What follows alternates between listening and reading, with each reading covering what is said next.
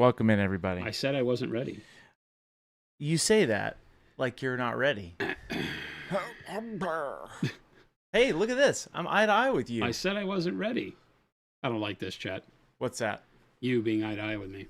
It makes it a little bit better because now I can actually see you. See It right actually there? makes it a lot better. I really like this setup. You like that? Does it work for you really well? Oh yeah, it's way. You should have seen better? what I did underneath. Yeah, I was going to say, it's got to make everything easier to get to. And yeah, it's so much easier if I need to change something. What's going on, everybody? Chris came in over the weekend and I had to do some put redoing. his standing desk in.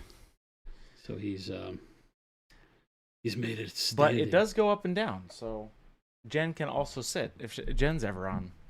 So see, I make it. What are you saying? Jen doesn't know how to stand up? She can. I just didn't want to make her What are you uncomfortable. insinuating? I didn't want to make her uncomfortable.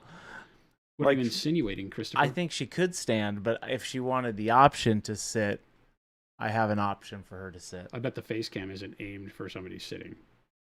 It is. Oh, okay. Oh, so it just gets you more shoulders. That's it. So it just goes like this. Yeah. Okay, gotcha.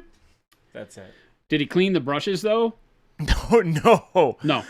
Unfortunately, when I started doing the stream stuff, it takes. You think it's gonna take a certain amount of time, and it's the exact opposite. So. No, it's that it took that much time plus a whole bunch of other time. Plus the other time. Right. Needs a gold tooth and a green base now. What's going on, everybody? How are we all doing? How are we doing? Ace says, got your order with all 3 brushes today. Nice. Holy cow. Dark purple. That's primer awesome. Brush. Nice. That's a lot. It's like Pokemon. I got to catch them all. I was expecting a sparkly. That's great. Wizard's butt is not sparkly brown. But that is funny.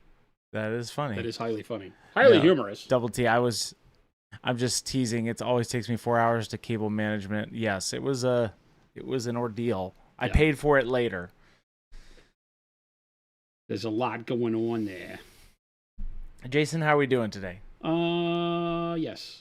Oh, I'm good. I see. I'm good. My lunch was a little hectic because I had a lunch, a business lunch today, and in that business lunch, they picked a restaurant to meet at that was closed on Mondays. Oh. So I got there and it was very disorienting. I was there and I was like, so I started rifling off emails to everybody on the lunch meeting saying, I'm here, but they're closed. Oh. And so they picked another place. And you had to. Got the place a little screwed up. So it took us a while to get it under You had wraps. to pivot. So, yeah. It took a while, but it was a great lunch once it was all said and done. Sergeant Bluehead says, do you have any tips to keep paint from drying too fast on a glass palette or mixing cups? I love your paints, and I'm very excited for one-step paints. Nice. Yeah, so they're both a function of the same issue in that if you spread your paint too thin, you will find your paint dries quicker, right? And so when you are using paint on any palette, this is true of wet palettes as well, and you need to make sure that you are allowing yourself the ability to not have to fight too much of evaporation. So let's just take a shock of color here and put it out. I'll show you, man. Let's do here's a drop, right? And then I'll put another drop over here. Right? I'll waste some paint for you, chat. As much as it begrudgingly so. Oh my gosh. So much water has evaporated out of my cup. Do you need me to get you some more? No, I'll use the last of this one. That's perfect, actually. Next time it evaporates. Freaking Arizona, and it's 93 degrees in the middle of February. I know. Okay, so the way that I paint is that I will never go into the middle of the droplet. A lot of people will just dip the brush in the paint, right? So the way that I paint is get the brush however wet you need it for what you're doing. In this case, I rinse my brush real quick, and then I wipe it a couple times on my paper towel. And then I come over here, and I pull what I call a tail down out of that droplet. So I touch the droplet on the edge, and I pull paint down here, and this is where I will get the paint right for using, right? So if I want it really thin, maybe I leave a lot of water on the brush, just grab a little paint, bring it down here. Now it's very thin, I can glaze with it, right? And I can kind of tell that because it's see-through on here. Right? Yeah. If I don't want it see-through, then I just pull more paint out, and that'll thicken it up. That'll make it less see-through, more opaque, as you can tell. And so then I'll paint from that. This, where I've spread it out, will start to dry very quickly. Because if you know how evaporation works, it's air touching the surface of moisture. It causes that evaporation, right? Yeah.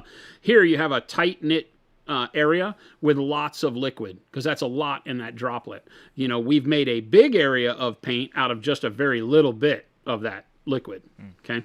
So here evaporation will take longer, and what you may have seen is like a droplet on the palette after a while will skin over. It'll get kind of an area that feels dry across the top, but you could like poke through it with your brush and get to the wet insides that are still good. Here, if you spread this out thin, like if I take this and I just spread this out like you see a lot of YouTubers do, like when they're mixing their paint, they just do that. Now you've just shortened the time that paint is good by exponentially. Right. This droplet will stay usable, I don't know, 10 times, 100 times longer than this will, even though they were the same size droplet. Right? Yeah. This droplet, continually pulling it out into a little bit down here and using it like this, and every time I go back to the palette, maybe I pull back a little bit more. I will be able to use that droplet for most of my session. This will be dry before you know it, because there's way more air touching all that paint now. You thin the paint out thickness-wise across the palette. Same thing happens in a mixing cup. In a mixing cup, unfortunately, you're going to need to use more paint than you actually need, because if you mix it in a mixing cup and then mix it in the cup, it now has spread the paint across the walls of the cup, and it's going to dry out. So you're always mixing more than you need in the mixing cup to keep a lot of that fluid together when you're done. That's why you'll see me mix a lot of paint, and then generally when I throw cups away, there's a lot of paint in them still. So that's the only downside to mixing in a mixing cup. If you know you're going to mix the same color to use, like let's say on this model, the yellow that I've painted with is a special mix of colors, and I knew I were painting a whole army or squad or something, then I would go through and make sure that I mixed enough of this in a bottle or in the cup to use for the whole thing, something I could seal. Right. That's it. That's the basics. Cool. And how long does it typically last on your glass palette, Jason? Ozzy's asking. I mean, during the stream, as long as I'm streaming, I put out, like Chris always reminds me, put out less paint more often. Yeah. So don't use big drops of paint unless you know you're going to use that much paint, like you're base coating a tank, and you're dry brushing, and you're going to eat up a lot of paint. Don't put a lot of paint out on your palette. You don't need a lot. Yeah. Right. When you do it like I just showed you, right, this droplet can be very small, and I can continually come in and just pull a little bit more off out of the edge of the droplet and use it like that. And this droplet will last however long until it's gone. Yeah. I mean, you can see across my palette, that's what I do. Right. And none of these are like big mounds of paint. And if they are, it's because I got to where I put out so much paint and then started talking. Yeah. But I don't see this. The trouble with streaming is that I might put out, here. This is where I put out a lot of paint and didn't really use it. Oh, and you you probably went into I got distracted, did something else, put out another, maybe I put out the wrong color, and then went and used a different color. But this one, the droplet dried out, and I didn't use it because there's no tail even pulled out of it here. Right. So, but in most cases, it's all just, used until it's gone, and there's not a lot of excess paint on here. So it's not very wasteful. But again, don't spread the paint out because, like I said, this is not going to be usable very long, this big pile. Make us some sense? Cool. Yeah, makes sense. Make us some sense? Danger Boy says, if you're all answering questions, which we do, Danger Boy, that's what we do. I was having a hard time this weekend using nickel azo. Any tips would be great. Well, Danger... What does hard time mean? What is that? Yeah. Are you talking about with consistency, just using it in general? Are you talking about expert acrylics in general? Let me know what you're trying to do and what it wasn't doing, because it is a very translucent color. It will not cover very well. That's why when you look at the expert acrylics, they tell you translucent, semi-translucent, semi-opaque, and opaque.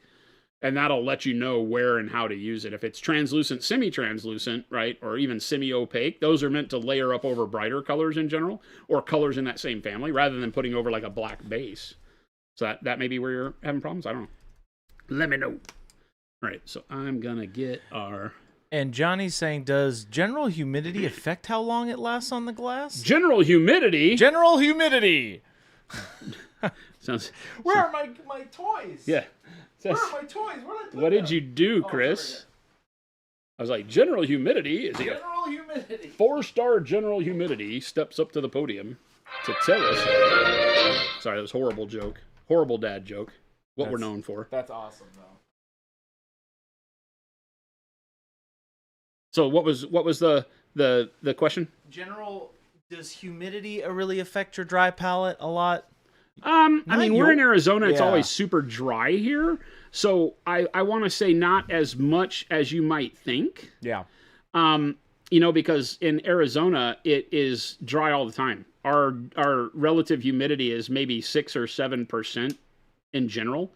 And then when we get our monsoon season, it might be greater. But you're generally going to be looking at very low humidity, if any. It seems like 0 is the real answer. Yeah.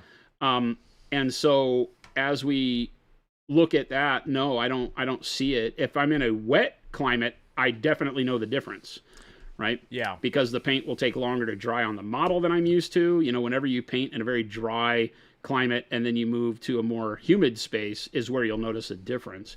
People that I know that are used to painting in very humid environs come to Arizona and have a really hard time. Oh, because it dries up real quick because they may be used to spreading their paint out like I was showing more. Yep. And that can be a problem. So yeah, you have to take into account what you're used to and how different levels of humidity might affect you in the place that you're painting. Hey, Mo, 114 months. Not possible.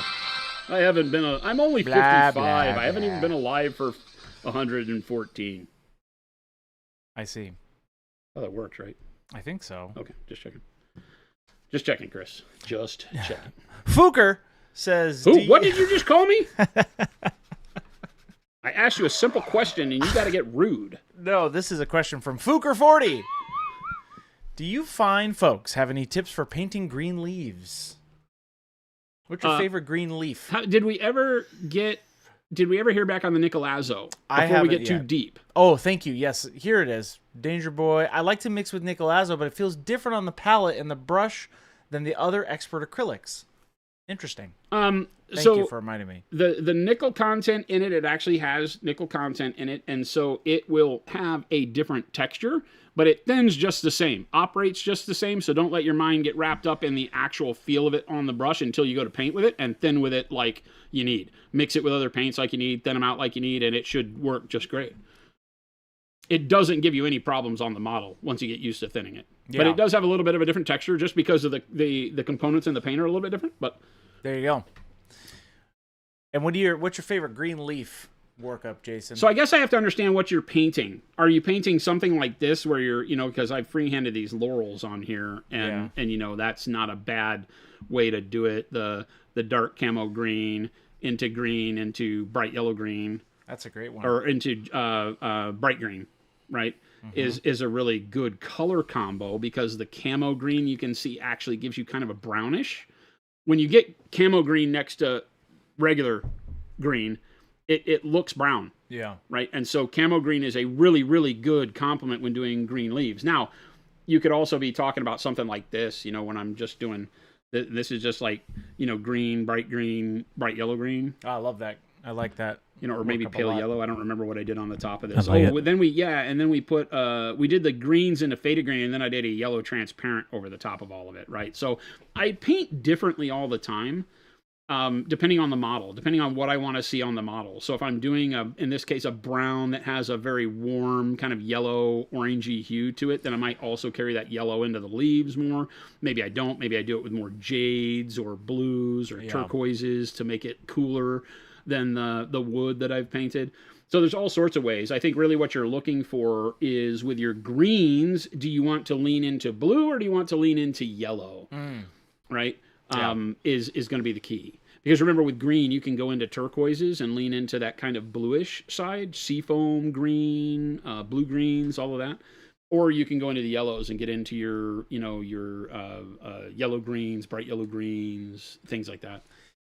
Fooker's saying, think vibrant jungle green. That's kind of like what he was... I think yellows are better, but you don't have to forego purple or blue kind of sub-green. So you could start with, say, dark sea ben or dark jade or something in that palette that feels a little bit more blue, and then work into yellow greens from that. And that can give you a really, really cool look. Like if you're doing big like jungle palm fronds and stuff like that, or those big fat leaves. Yeah. Doing something that has a little bit of a cooler shadow to it is really fun rather than just green, green, green. So purples, blues, things like that in the base tones, and then work up into your yellow greens. Looks really good. Richie, first time chat says, it sounds like a dry palette is more stable than a wet palette in terms of hydration management. It's actually better. Yeah. Is that the case? 100%. Or does it depend on the paint? I'm new to Pro-Acryl, so wondering what's the best approach. Well, so a lot of people, there's a misnomer out there that Pro-Acryl doesn't work on a wet palette. The problem is that it's not that Pro-Acryl doesn't work on a wet palette. It's that, and I'm going to be blunt here, wet palettes are being used incorrectly to do a job that is not what they're meant for. This is a blunt fact. Most hobby paints are thicker than they need to be in order to contain as much pigment as they need to contain. Yeah. And in order, because that's the cheap way to do it. You put a lot of pigment in a very thick medium, and that way the pigment will float in it. If you thin the medium down, the pigment sinks to the bottom. The difference in Pro-Acryl, one of the real big magical things in Pro-Acryl is that our paint is thinner feeling, right? We call it lightweight. It has a lightweight medium, so it flows better. It comes off the brush better, just right out of the bottle. But in doing so, and it still holds way more pigment than most do, and that pigment doesn't sink to the bottom. So it's just kind of the perfect paint in that regard for painting three-dimensional surfaces where you don't want thick paint. You don't want paint to clog details like chainmail and facial and all the stuff at small scale that we paint. So that's what we develop Pro-Acryl, and that's why it's different. So a lot of people are using the wet palette to thin their paint to make it usable. Oh, right. Because you need water added to most hobby paints in order to make them flow the way our paints do. And not because they're trying to make it like our paint. It's just because their paints are too thick and they need them to flow better. So same with our expert acrylic paints. They're too thick. You don't just take your brush very often, dip it in expert acrylic, and then wipe it on a model. Ours are formulated. That's what makes our expert acrylics different, is that they will lay flatter. But you still want to put a little bit of water on your brush, right? Yeah. But a lot of people are using the wet palette to thin the paints. And with Pro-Acryl, they're already where you want them as far as viscosity and flow. And so if you add a whole lot of water to them, they might start to separate or things like that. You just mix them back together, but it's a hassle. And that's because people have the top of the paper on the palette, on the wet palette, is wet. And that's not the way a wet palette is intended to be used. The top of that sheet of paper should be dry to the touch. The moisture should be all underneath the paper. And the idea behind wet palettes is that as here, let me draw it. Yeah. This is always easier when I draw it. Can I see your Sharpie? I really we need to get some more Sharpies. Yeah. Oh, let me try a pencil and see. It's just, it seems like the pencil doesn't show up in the light. It doesn't really. Here you go. Thank you, sir. You can keep this one. Oh, thank you, sir. It might be Thank you, fine sir. Okay, so here's your paper. Let me refocus. Right? Yeah. There's your paper. Then underneath the paper, you should have your sponge, right? Sponge. And then in perfect world, your water should be just below the top of the sponge, depending on how deep the palette is, right? And then generally you would have to put some sort of a weight here that keeps the corners down on the paper. Otherwise, it folds up if it's just dry. Yeah. And the moisture then, once because the sponge is wet at its top where it touches the paper. The top of the paper should be dry. When you have a droplet of paint on the paper, right, it should not be sitting in water. It should be sitting on dry paper.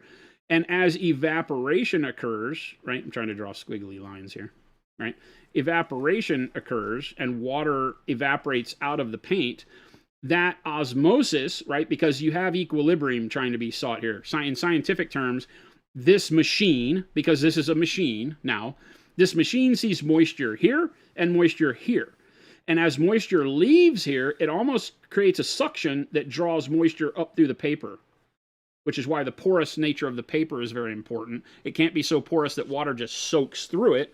It has to be porous just enough that when evaporation pulls water out, it creates almost a suction that wants to balance this, right? Equilibrium or whatever you want to call it, to pull more water into the droplet. Not that the water sits up here, because if the water sits on top of the paper, it's always diluting the paint, right? And unless that's what you're looking for, if you need your paint to be diluted on the palette, then that's fine.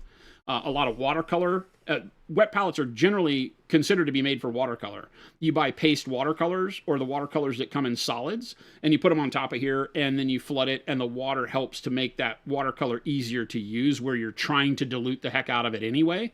And that's what this is really built for. It's not meant for liquid acrylics, no matter what anybody tells you. There's a whole bunch of wet palettes now made in our hobby because people buy them. That's the only reason they exist, is because you buy them, not because they're needed. I'll just go on record for saying this. People don't like it when I say that, especially the people that make wet palettes, but that's the damn truth. Because liquid acrylic doesn't need more water unless you're trying to thin its opacity. Period. Or viscosity for airbrush or something like that. That's the way it needs to work. Can you now use it? Because it does provide a really good service when you're mixing a lot of color. Because when you mix the color, remember what we said on the palette? If you go back to my palette, when I said that when you mix color, you're going to spread it out. There's no way to keep mixed color in droplets. So you're going to spread the paint out. Now you need the moisture to make sure that this doesn't evaporate, because you've mixed two colors into a big blob, and it will dry very quick. So wet palettes, spectacular for if you're mixing a lot of color. Okay. So a lot of people will have a dry palette for using just the raw color, and a wet palette for when they go to do mixes. And when you go to do mixes, they work great. I see online a lot of times, like, I don't like Pro Acryl because it doesn't last overnight on my wet palette. Dude, nothing is supposed to last overnight on your wet palette. If you live in the right conditions for the humidity and all of that to be to where you can put your wet palette in the fridge and pull it out the next day and have your paint good on you, man, because that's not how acrylic works. Acrylic isn't meant to stay out in contact with air and work. Putting it in the refrigerator can sometimes speed up the evaporation, right? If you've ever put anything in your fridge like bread and you watch it just go completely dry overnight, that's what's happening. It's sucking all the moisture out of stuff, right? So you'll hear me go on those diatribes a lot with regard to wet palette. I do not hate wet palettes. They are a great tool in certain applications. But when people use them for everything, and they rifle back at me and say, you're wrong, I've been using a wet palette for 20 years, it works great. Great. If you have the tool and it works for you, continue using it that way. When you want to put acrylics on it, try to not flood the surface and keep the surface a little bit more dry. You'll find it works a lot better. Because the thing for me is I always want to have that droplet of paint that I go back to. I always want to have it be the way it came out of the bottle. I need that opacity so that I can adjust where the opacity goes. I can't adjust opacity if it starts diluted. I can't ever get back to fully opaque. Because once you dilute it a little bit, you're done. It's always now that. And the more it sits in water, the more diluted it becomes. The more diluted, more diluted, more diluted. And so that's really where my brain is at on with regards to all that. Did we lose chat? For a second, I had to my thing went away, and then we lost chat, guys. So if you asked a question and we didn't get to it, please retype it. No. I'm good here. I'm looking for other ones too, but we didn't lose any questions in the time that you were talking. Haleth says, here it is. What is One Step, and how much am I going to have to spend? One Step is our answer to contrast paints. It is Pro Acryl contrast paints. Is really what it is. It's a different beast. It doesn't work exactly the same as other people's contrast and speed paints do. We're not trying to create a same as product. We've created something that I believe it's something I will use when painting. As a matter of fact, I have some in my I got the first mediums off the production line. Really? Yeah, I brought the medium and the dark blue black they ran when I was there. When I was over at production this morning, I was able to grab those. Oh, that's cool. So I brought them in. And why are they better, Jason? Why are what better? The One Steps. I don't know that better. They're different. I always dread saying better. Yeah. Because better is subjective to the person using the tool. You know, for me to say, I've always said this, for me to tell you my Snap-on tools or my Matco tools are better than your cheap Harbor Freight tools is an ego thing. If you built a beautiful home using all Harbor Freight tools, nobody can tell you your tools are bad, right? They just can't. Right. Because my work speaks for itself. Right. And if you can make the tool work, then great. So I'm not about that. I don't think they're better. I think what makes them different and why we chose to use them was this way and formulate them this way is because I don't like how splotchy the coverage is from some of those paints. Yeah. And these allow you to get better coverage, smoother coverage. They blend with one another very well, so you can mix them together as well as with other Pro Acryl paints. Yeah. So you can use them to tint your highlights or to shade things with. And then they also still give you that first coat kind of nicety. I need to grab some of the Star Wars guys real quick. They're right there. Yeah, I put them all over here on the tray. Grab a handful of these. So these guys, if you've been watching any of the streams where we've done the Star Wars Legion painting, these guys right now, zoom in close. Mm-hmm. These guys right now, is something wrong with my camera? No, there it is. No, it just looks very faded out. Maybe it's the new monitor I gave you? Oh, it probably is. That is. I can switch it out later. The color's not good on this monitor. Everything that we've done here is just a base coat of these new paints, of the one-step paints. There's no highlights done on these, no shades done on these, other than the original Zenithal highlights. So all of these were done with a dark purple and taupe highlight. You can see the dark purple on the cheeks on this guy over here. Yeah. Right? And then taupe over the top instead of white. So not even as bright of a zenithal as you can get. And we're still getting really good contrast on everything from the shin there, the pants, everything there. And if you zoom in super tight, right, you'll notice that you don't get that blotchy application. The paint is really only dark where the model catches it, right, in the folds and such. So on the flat surfaces, it's much easier to keep smooth.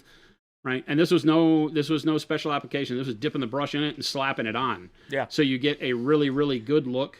Right, it's very, very clean application. Right, I mean, look at that blend on the sleeve. Yeah. Right, it's fantastic. It just works. So that's what it took for me to feel like I would use something like this. Right. Was it being something that became very simple for me to use. This is our black over the top of that gun, and that's just a quick dry brush on the details on that, and it's done, because that just looks like gunmetal. Yeah. Right. So for stuff like that, it's just perfect. So it really does speed up your painting. I don't have to worry about covering anything up. Right. I can do a couple of highlights like on the skin tone, but that skin tone's really good too. So it just makes things super simple, and is really what I believe is the experience people want from a Pearl Krill style product. So that's why we did. There you go. Let's see. Can you explain why even the paint has the correct consistency? Okay, let's look here. Can you explain why even if my paint has the correct consistency, I still have a lot of brush strokes and streaks show up? It looks like the end result is pretty textury, even though none of the details are gunked up. A lot of times that has to do with the amount of pressure you apply when spreading the paint. If you push super hard on your brush, then you can press to the point to where the bristles are clearing the area under the bristle and spreading the paint in between them, and you will get sort of a brush stroke, even with a good consistency of paint.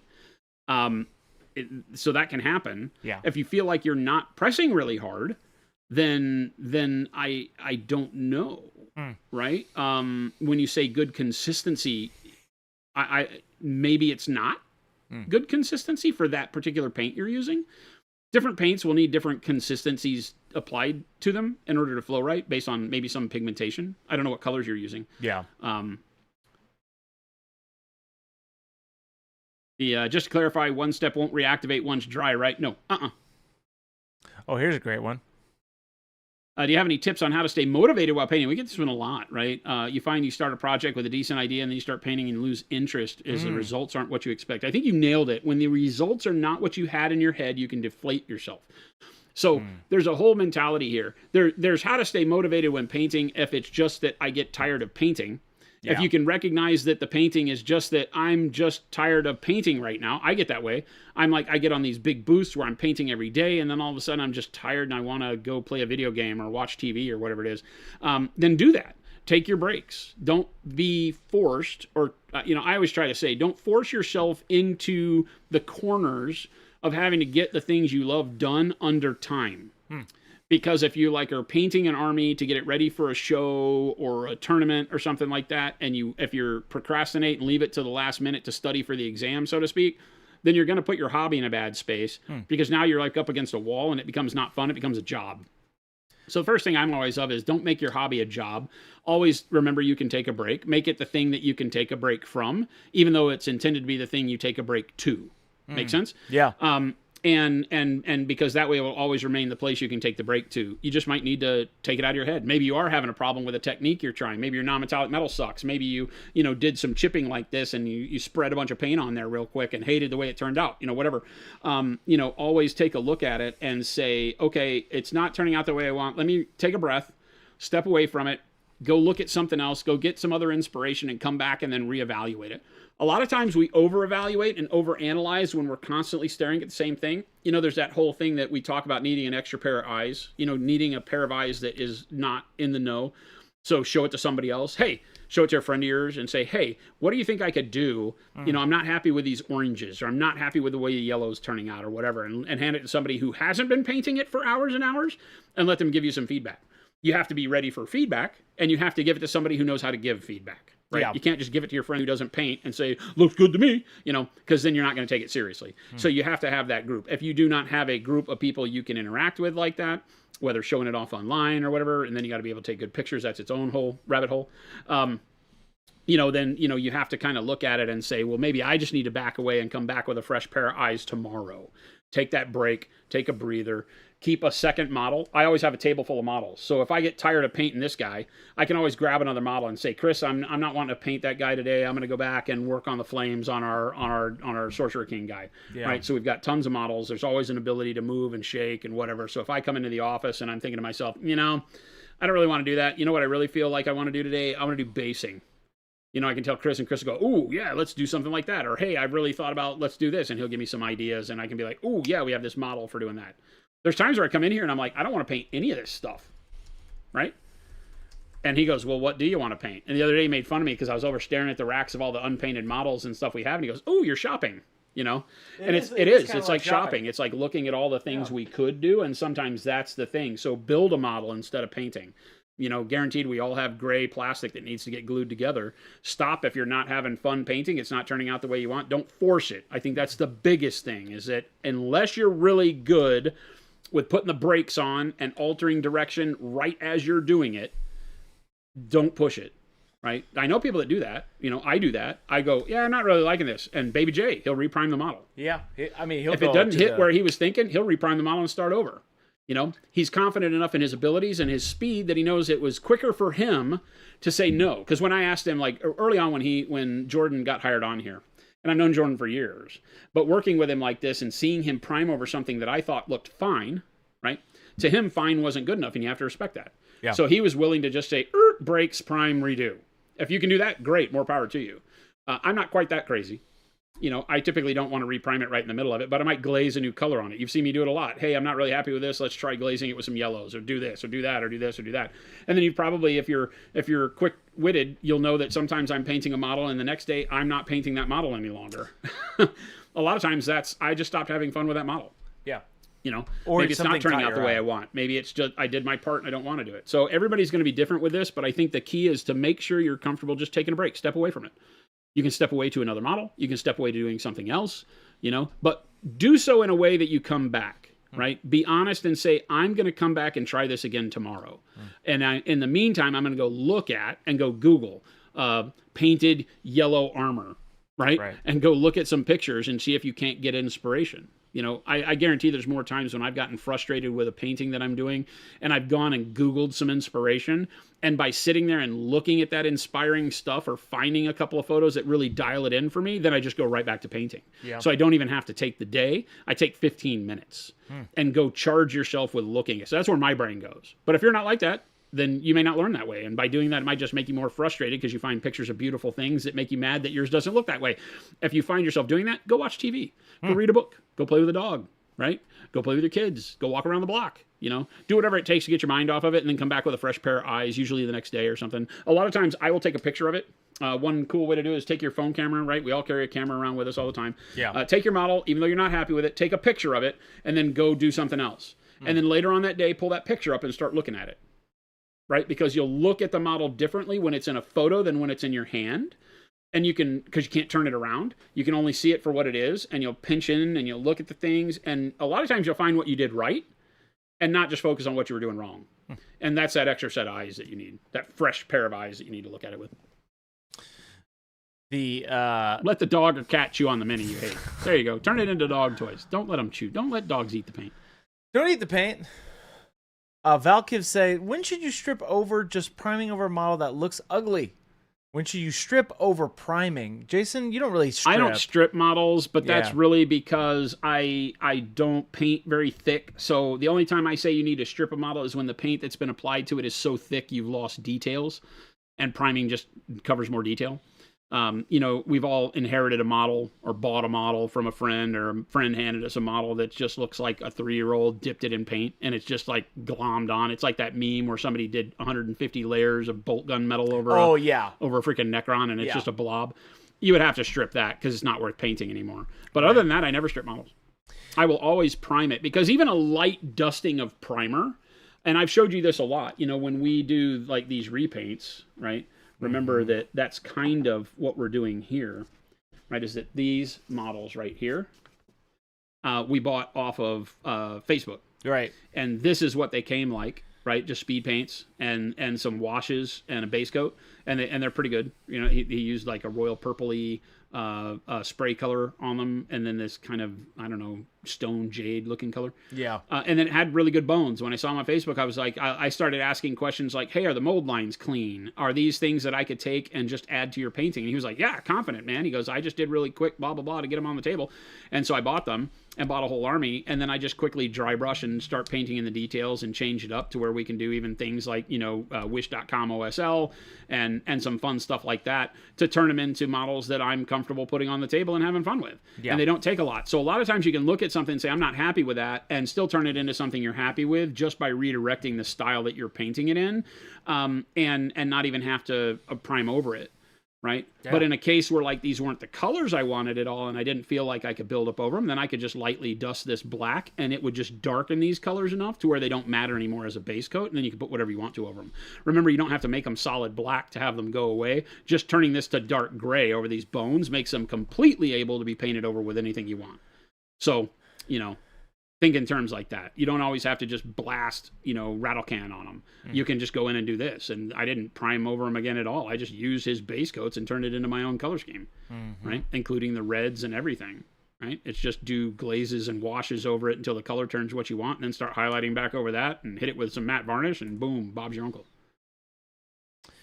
There you go. Bob's your uncle. He might not be your uncle. I don't know how Bob is everybody's uncle, but that's what the Brits say. I have a second cousin, Bob. That's what the Brits say. Well, then Bob is not your uncle. Well, then boom, Bob's your second cousin. Nick Lancer says, BTW, any news on Monument Canada online store? Yes and no. We have put off opening the store until our first production runs come out of the Canadian factory. We have opened up a Canadian factory, and we are awaiting bottles and caps and labels. All the non-paint stuff. We have paint. We do not have the bottles, caps, and labels to bottle it. Once we bottle all the colors, then we'll open the store. I'm looking at probably into this quarter. That's coming up. That's into March. Probably by end of April is my goal. We'll see. We have the bottles on the way, caps on the way, and labels. I think Chris's team is finishing up the labels now, so they should be into production here pretty soon. Yeah, we redid all of the... We had to redo all of the labels to redo the language so it was fitting for the whole world, basically, so that when we make a bottle, it's not just for Canada, it's not just for the U.S., that it's a global label. So Chris's team has been working hard on that, but I think they're close to being done, and then we can get those off to print. That's literally the quickest part of it all. You have a quick question. You're planning on painting some of your Euroni models, and you're wondering how would one paint non-metallic metal red armor. What do I have for non-metallic red? All of my... Your Blood Angels? My Blood Angels, right? That's a pretty good example, I would say. Right.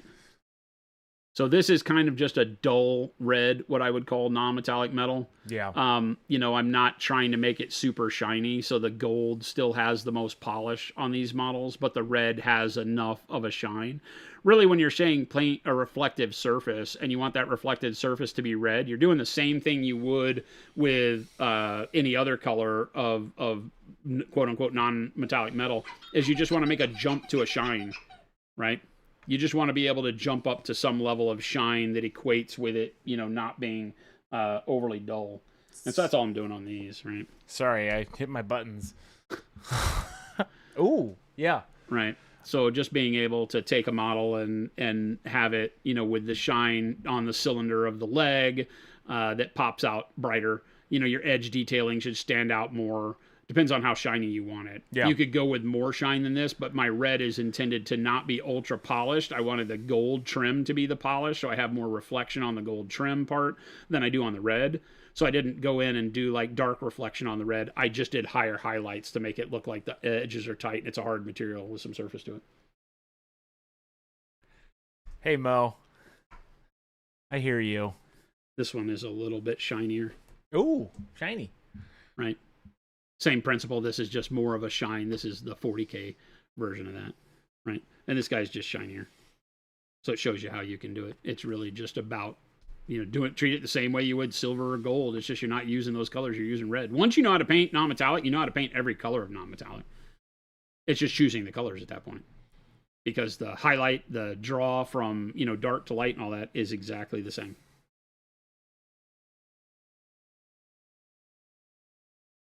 Jeff says, I'm not a competitive painter, don't intend to be either. Mine are for the tabletop. Me neither.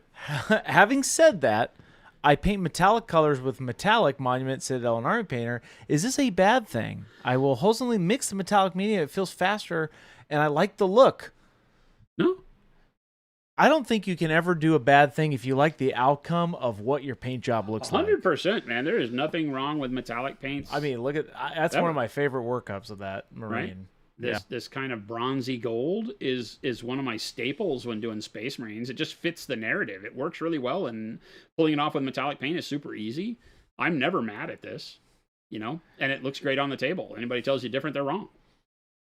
Now, non-metallic, when I'm doing like you see with my Blood Angels, I'm painting non-metallic gold because I'm an idiot, and so I've got, 72 Assault Marines that all have to have some version of non-metallic gold on their trim, and that's fun for me too. But it's a little more mind-numbing. Now, metallic colors can be a lot easier to just get on the model and feel like you've made a lot of progress, whereas non-metallic, as it goes through its first 2 or 3 stages, is just color. It doesn't look like anything except like yellow, and the yellow doesn't make sense on the trim because it's not gold yet. Whereas metallic, as soon as you put it on, it makes sense. The first layer makes sense because it's shiny, right? And so it gives the feel of metal where you wanted metal. And then it's really just tuning the color the way you want it. So metallics can be a lot quicker to make it feel like you're making progress than non-metallic. Now, at the end, if you want your metallics to look really, really good, you'll spend as much time on that as you would on non-metallic. So at some point, it's a trade-off of just what you like. It's just subjective. But there's never a reason not to use metallics. We've done whole models with metallics. Kruger said, you said that we should not turn the hobby into a job. Why is that? And is not your hobby a job right now? Okay, wait. No, I'm not saying don't ever turn your hobby into a job. I'm saying make sure it doesn't feel like work. Yeah, that's what I said. That's a good point. If it feels like work, that's different than making it your job. If you can be a commissioned painter or paint on a live stream every day, make sure that when you're doing it, it doesn't feel like, oh, I got to do that again. Right? Yeah. I don't hardly ever walk in here like that, right? Nope. As a matter of fact, in most cases, Chris will talk me off the ledge, right? He'll be like, what's wrong? Usually not the day of. It's usually later, where he goes, you've been coming in a little off kilter. Oh, I'm the same way. Yeah. And we'll both come in here having a hard day of work. Yeah. But then you free up and remember, I get to paint models. So as long as that's where you're at, is that I get to go paint my models. That's the mentality you need to do. If you're a commissioned painter and can feel like that every time you pick up the brush, dude, you're in the zone. Do it. I would never say don't turn your passion into a career, because that's my whole life. Yeah. I'm here with Monument Hobbies because we have a passion for this stuff. I love what we do. I love painting models. I don't care what paint you use. I want you painting models. I just had that conversation at lunch with some other business leaders out of Phoenix. And I'm like, listen, I just want people painting, because painting is awesome. It is creative. It allows some people to create in ways they've never created before, because like a lot of people say, I can't draw a stick figure. They've never been able to draw or paint on a canvas where they have to create the idea themselves. So you get a model where the idea is created for you and you just color it in. It's a 3-dimensional coloring book. And if you can get good at coloring in the coloring book, you get to create in a way that maybe you're not used to creating. And that's awesome. Yeah. It's awesome. So just do it. So no, what I mean is don't make it work. If you get to the point where every time you touch the brush to the model, you're unhappy, that's work. And now you're only driving yourself deeper into a hole. So quit. Back away from it. Take a breather. Come back with that fresh pair of eyes and see and remind yourself why it is you're painting in the first place. To make it happy and hobby and fun again. That's what I would say.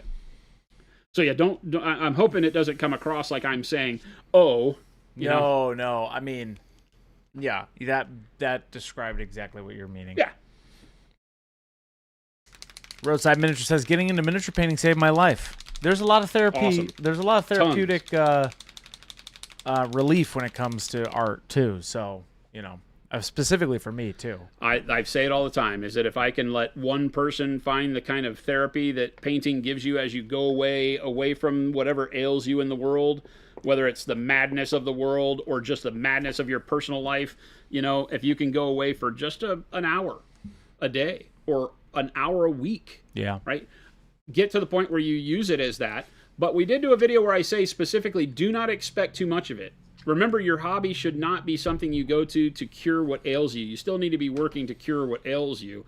Let the hobby be the kind of catalyst to making that thing happen, right? Like if you're worried about going to the doctor, maybe paint and take your breather and say, okay, now I'm set, What's going on, Poop Tempest? Redtail says, it's why I gave up my 3D printing business. I didn't enjoy it. The novelty wore off. Yep, it becomes work. Business. At first, it's like really cool. And then it can jump to where it's like, this is just work. This is just too much work. And doesn't have a lot of value, right? Yeah. You have to make sure with anything that feels like work that the value is there for you. Sometimes that value is money. Sometimes it's that you feel like there's nothing else worth doing. Like what I'm spending my time doing with you guys right now, there is nothing else from 2 to 4 p.m. Monument Standard Time each and every day of the week that I would rather be doing than sitting here painting and answering your questions. And that's an honest-to-God statement. And I feel like that really resonates with people because this is literally, I do this for my own therapy. It is as selfish as it is altruistic. Because you got to remember, I have a job. I run this business, and that's not easy, no matter what anybody tells you. And in order to do that, and I'm using Eclectic Salmon here just so people can do hashtag win. Soon. Not soon enough. Still waiting. But yeah, I think that's the key, is make sure that whatever you're doing has value and find that value in the way that makes sense to you. If value is equal to money and you want to be a 3D print farm or you want to be a commissioned artist, go do it. Yeah. The trick is in managing it in a way that it remains fun. It remains having value. That's more difficult than it seems. Why you have so many people in the world who are not working with their passion. They keep their passion out of work intentionally. I kept my art out of work for my entire life until I was 46 years old. Is when we started what became Monument Hobbies, Slow Fuse Gaming. Yeah. I was 46 years old before I decided that, what I want to do? I want to really take my art and show it to the world in a way that helps them enjoy their art and maybe to jump into art. I didn't want to do it before that. Why? Because I never wanted to worry about a paycheck being tied to the fact that I have to go do something that I love. Yeah. Does that make sense? Can you pop in a little bit closer? Yeah, we got to change this coloring. Yeah, I'll do that. That doesn't look... I do that tomorrow. I worry because are you seeing it better than this? I get what you're saying. I'm looking at a different monitor, so these monitors are a little dull. Sorry, guys. No, he changed my monitor out, and this color, the way the color is on it's a little dull. Is dull. It's too dull. No, but it's looking good.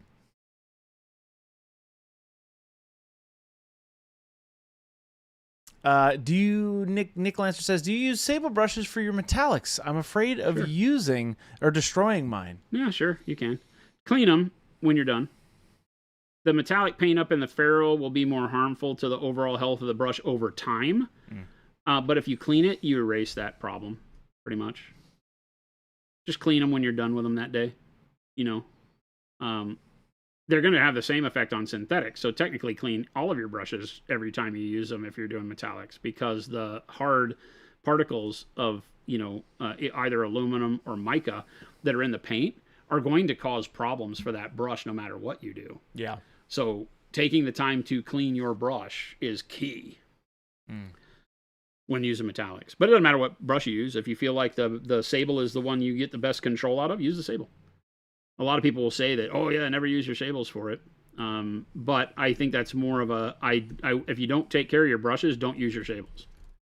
And that's strictly because it's going to hurt your brushes no matter what to paint with metallics. And you probably don't want to hurt your expensive ones.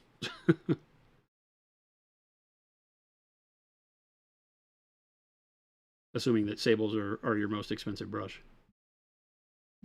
So now you're just going with this highlight of red and doing the same thing? Yeah, same thing we did with the yellow.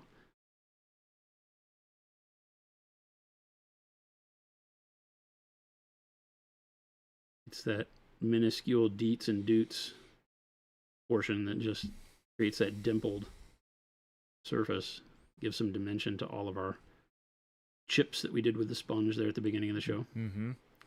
Same thing we ended with on Thursday. I'm not going to do maybe all of them. I just want to do enough to get the profile or the front view to look pretty decent. Sigavas says, best and worst advice that relates to this stream. I have repainted the skin on my model for my MH Open 3 times now, and it's kind of a liberating feeling. Downside, my budget for Monument of Hobbies paints has increased. Hey, Sigavax, I'm super glad you're going to be there and submitting. Remember, it's going to be fun. At the Adepticon convention this year, we are, for the first time ever, running the Monument Minis as Art celebration at our booth. It is a big deal. Yep. We will have a lot of fun prizes. This is not the full-blown competition. The first annual MAA Cup will happen next year at Adepticon. This year is what I would call a primer. It is a good challenge, more like a monthly challenge where you don't know the rules. So the judges get to make the rules up on site. We're going to have a lot of fun with it. Yeah. I've told the judges it's a love at first sight judging competition. They don't know what to do with that information, but they will learn. The idea is I really want the judges to look at models that make them say, ooh, that's really cool. Yep. Rather than worried about, who's the best painted model in the field. I want like, oh my God, that model, while not being great, is the best use I've ever seen of a dog on a model. Come up with some fun things that are like, oh my gosh. Because it really is just meant to be a fun way to have people get used to putting their stuff in a case. Yeah. A lot of people that we talk to are not real comfortable entering their models into competitions. I get it. And so maybe this is the time you do, because there's no real strict judging criteria. It can be really fun. You can, you'll be able to like talk to the judges and kind of lobby for yourself. You can be like, oh yeah, but look at the cool thing I did. And maybe that'll get a judge's attention. So no rules, no holds barred. Bring your best stuff. Impress us. And bribe us. Maybe you can bribe us. It's too... Chris can be bought. Oh, I can be bought. It's two submissions max, and we're taking 300 this year. So make sure you come in early and submit it. And if you need to know, right here are all those details on how to submit.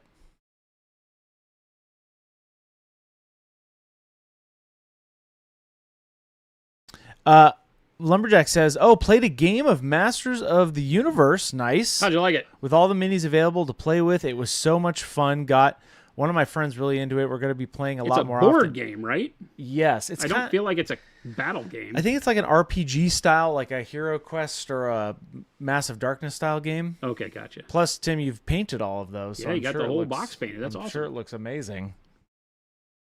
Yeah, he painted like a lot of the heroes last year or 2 years ago or something silly like that. Right. I remember giving him grief on stream about Masters of the Universe. Oh, yeah? Not really grief. How will the base layer online competition work? Asked Little Billy. What do you mean? We will judge it after Adepticon, and people win fun prizes. Same thing. There's no real judging criteria on that. The judges will be a lot of the same people, including myself from Adepticon. And we'll just be taking a look at the models and picking what we like. That's right. Very, very similar in what we're doing. If not, I mean, it's identical to what we're doing, right? Yep, I'm looking for that link right now. Right, there we go. We got some chips on the red. I like that. Where is it? It is right here. Okay, here we go. Here's the base layer competition. If you are all not able to attend Adepticon, here's the alternative right here.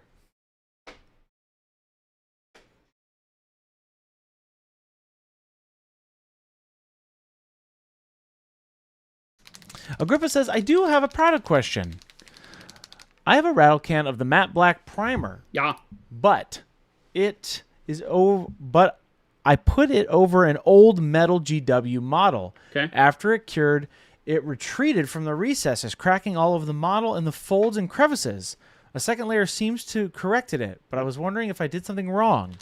If the old model was primed metallic or painted metallic. Either way. It's a metal model. Just a metal model. Oh, just an old metal model? Yeah. Couple things.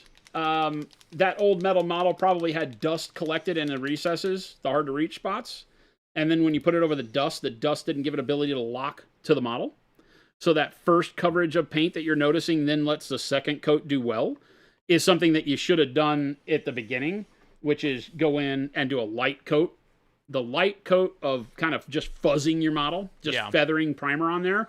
If you're using the rattle can, this is hard to do, right? So with a rattle can, you probably did it right. You just got to cover everything, set it aside, let it do its thing, and then coat it again once it's cured. And you've done it right. It really is pulling because it's not being able to adhere to whatever was in those spots, whether it was dust. You know, dust and humidity make glue. Yeah. That sounds really weird, but if you go pick up a model from a long time ago that's been able to get dust and stuff from the air, you know, even if you keep a clean house, you go pick it up and it can feel tacky. Especially plastic models and resin models, they get tacky feeling, even when primed. Dust and humidity make glue. Like it's a tack, and you'll have to do warm water and scrub it, and that's a pain in the butt. But yeah, that could be the case. That sounds like what was happening. I'm going to take some Payne's Gray and some white blue, my standard. Here. And there we go.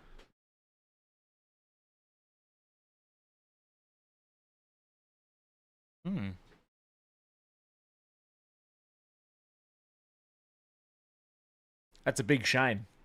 It's a big cylinder start making with a big dumb gun. Like literally yeah, big dumb it's gun. Cool. They don't get much more big dumb than this one. Right? Pikmin saying, can you be in both competitions? Oh, you can't be in both competitions, right? Not with the same model, no. No. It's only made for the people that are not able to go to the show. Doesn't mean you couldn't enter another model on the online one. It just can't be the same one. If we are judging the online one and see models that were at the physical one, they just won't get judged. That's not in the spirit of what we're doing. Yeah. It's mainly for those who can't attend or are not able to. 100%. That's what it's for.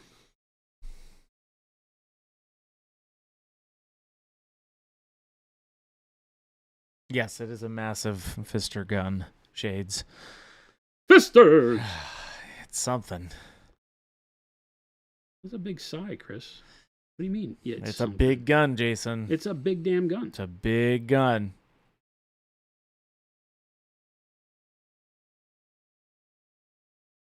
You can't for a minute hope that the Fisters would go into battle without big damn guns. Lab's got a question. Speaking about competitions, would you have any advice on picking your first mini for a competition beyond a mini you like since you've been spending time painting it? That's the key, right? I go with rule of cool. Although, you know, it might not be a mini. If you've already got one that's painted, if you're picking from like a history of models you already have painted, yeah, and you want to look at that, then sometimes it isn't what you had the most fun with. It's what turned out the best. I would hope that those are one and the same, but that's not always the case, right? Yeah. Some people might have been like, I really hated painting this, but it's my best effort. Or, hey, this is a model I didn't really enjoy the look of when I started, but it wound up being something that I did really well, felt really good when I was doing it, that kind of stuff. So, you know, you can always play in that world. I'm going to take a little bit of this Payne's Gray and wet blend it up in here. Out of my shadows real quick.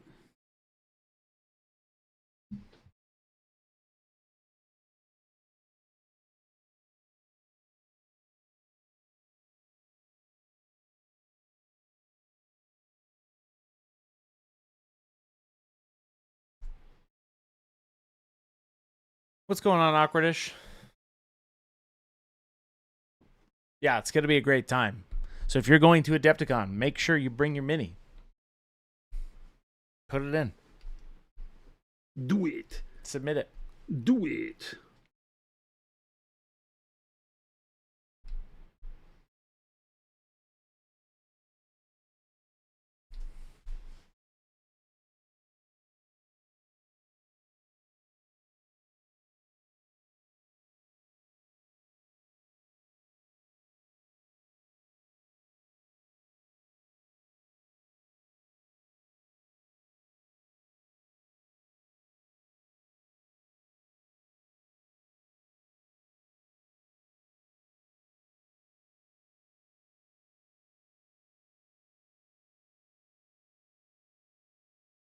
Not not much going on here. Finally getting back in the swing of things. Nice. Awkwardish. I know you're potentially bringing a couple pieces, so that'll be cool. Can't wait to see them. Swifter Bear, when can we sign up for the Christmas Sushi Grand Prix Paint-a-thon? I'll sign up for that one. Swifter Bear, that's not happening. That's called Grand Prix, Christopher. Grand Prix. It's Grand Prixus, Jason. It's Grand Prix. No, it's Grand Prixel. Grand Prix, Christopher. Grand Prixus? Grand Peruxus. Getting ready for Adepticon? I am. I have one coming to the MA. Nice, cool. I'm very excited to see it.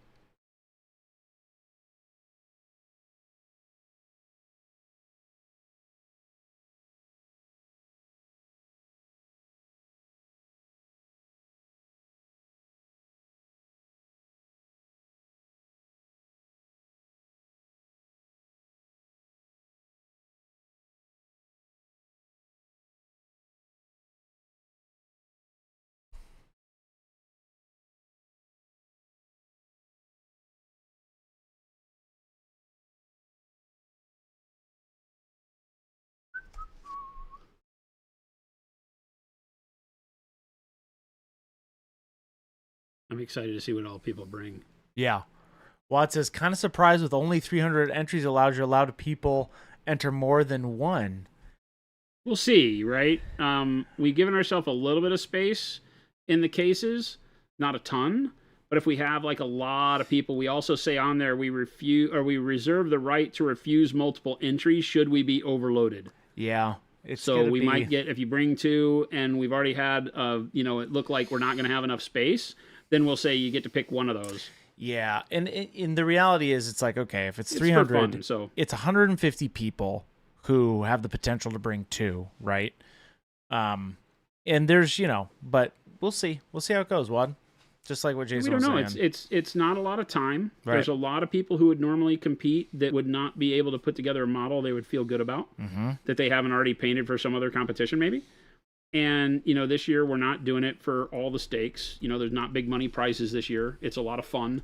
And so, we're not being as tight with it. Next year, totally different story. And we will have more info at the booth this year to tell you how we're looking at doing it next. Yeah. As well as all of some example prizing and stuff we plan on doing. It should be a lot of fun.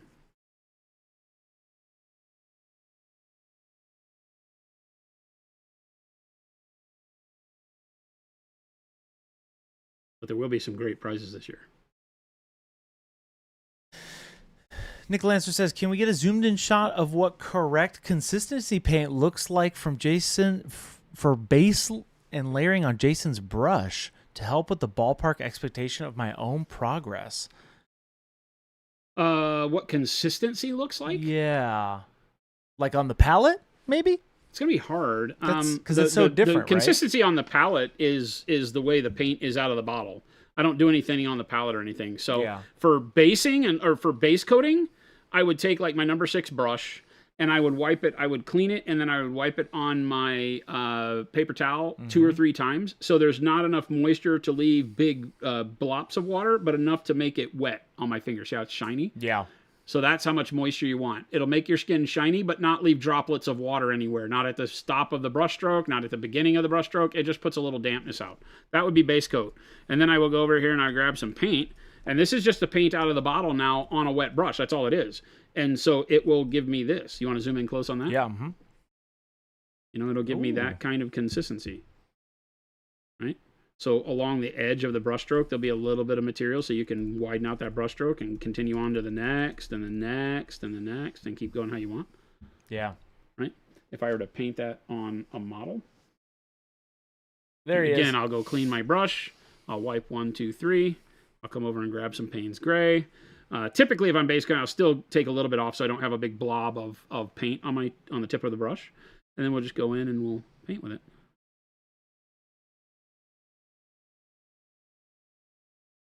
Nick, hopefully that answers your question. Oh, and here, speaking of, this is a dusty old we didn't even GW put white primer. Yeah. Right? So I have to fight the dusty primer a little bit as it pulls. Yep. Right? But every coat makes that better. Nick says, that's so simple. Yes, thank you. Perfect. There's no rocket science to it, right? You just put the paint on the model. It because our paint is ready to use right out of the bottle, just put it on. Like I said, I typically will, even when base coating, I will typically take a little bit off because I never want that big dollop of paint on there because I don't want to put a big droplet on the model. Now you can see I am still a little wet. I'm using a number 6, so it might still have a little bit too much because you're seeing some of the yellow come through that base coat. So I'm not completely opaque with this either. So you might wipe it on the paper towel one more time. Depends on what you want. Each brush is going to be different. That's a good point by looking at that right there, is that each brush you use will be a little bit different because each brush will hold a different amount of water. So when I say I wipe the brush 2 or 3 times, the brush size, if a smaller brush is what I'm using, then I don't have to wipe it 3 times. Maybe once is enough because the paper towel still draws the same amount of paint off the brush, regardless of the brush's size. Yeah. Right?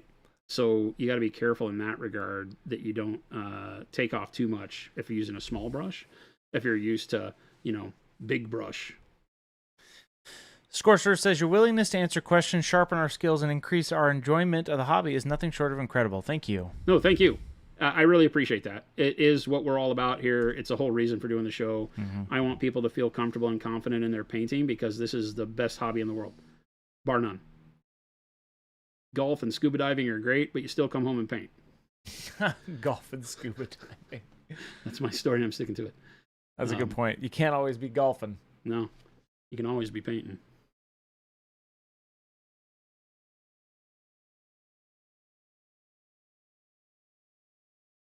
Bearded Minnie says, I've entered online, fingers crossed, my first competition ever. Nice. Awesome. Bearded Minnie's, that's awesome. And sometime this week, Jason and I will come up with we'll let you guys know when we're going to go over the February challenge review. The Army Men. So I'll let you guys know this today's week. the first day of March, so... Technically, yeah. I don't know when we're going to do that. I can't do it Wednesday, right, because I'm out.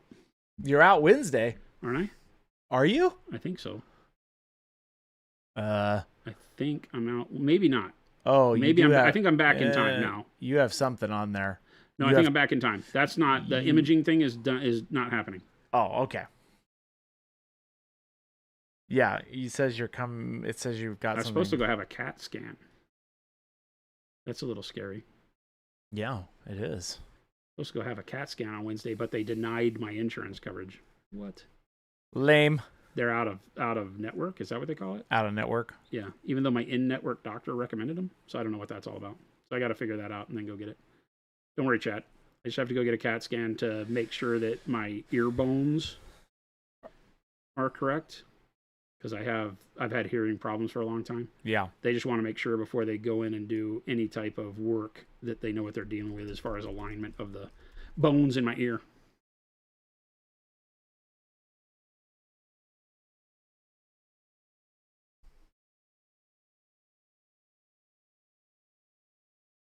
Yes, I'm blown away by this stream. I've learned so much, and thank you for answering my questions. Just to follow up, what would make a good dry palette? He uses a piece of glass. Well, it's a glass dry palette. Yeah. You buy these on Amazon. So it's already made for you. It's just a made for art glass palette.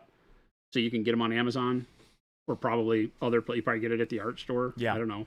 Michael's. I don't know if they have that. I would not recommend silicone dry palettes.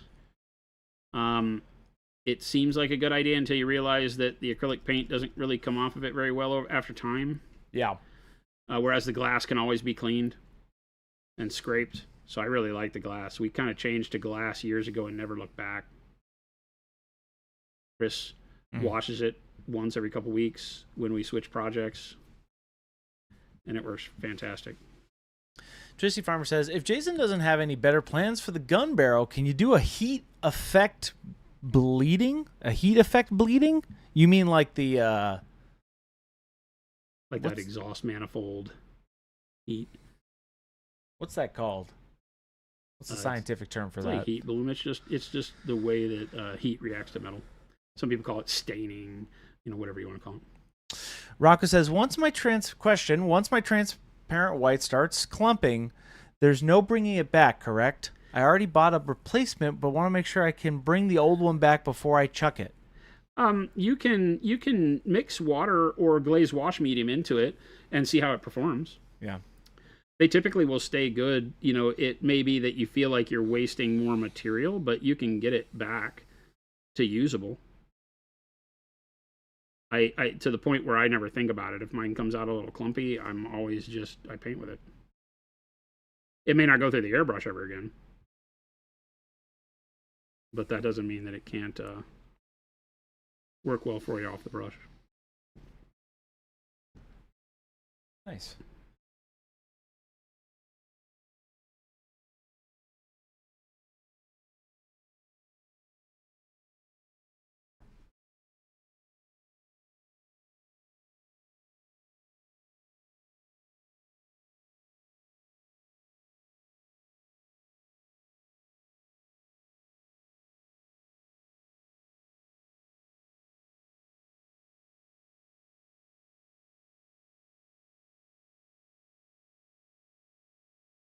Ross says, for the armor chipping technique Jason uses, which highlight color should I use for silver chips on black armor?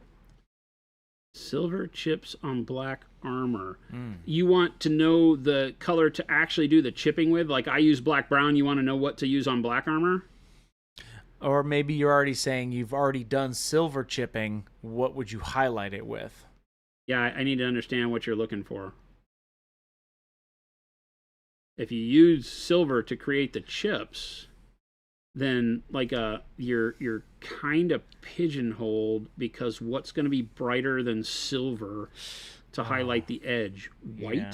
White feels bad to me to say, but that might be your like choice. White, blue. I would normally say something like white, blue, or bright neutral gray, depending on what you wanted it to look like.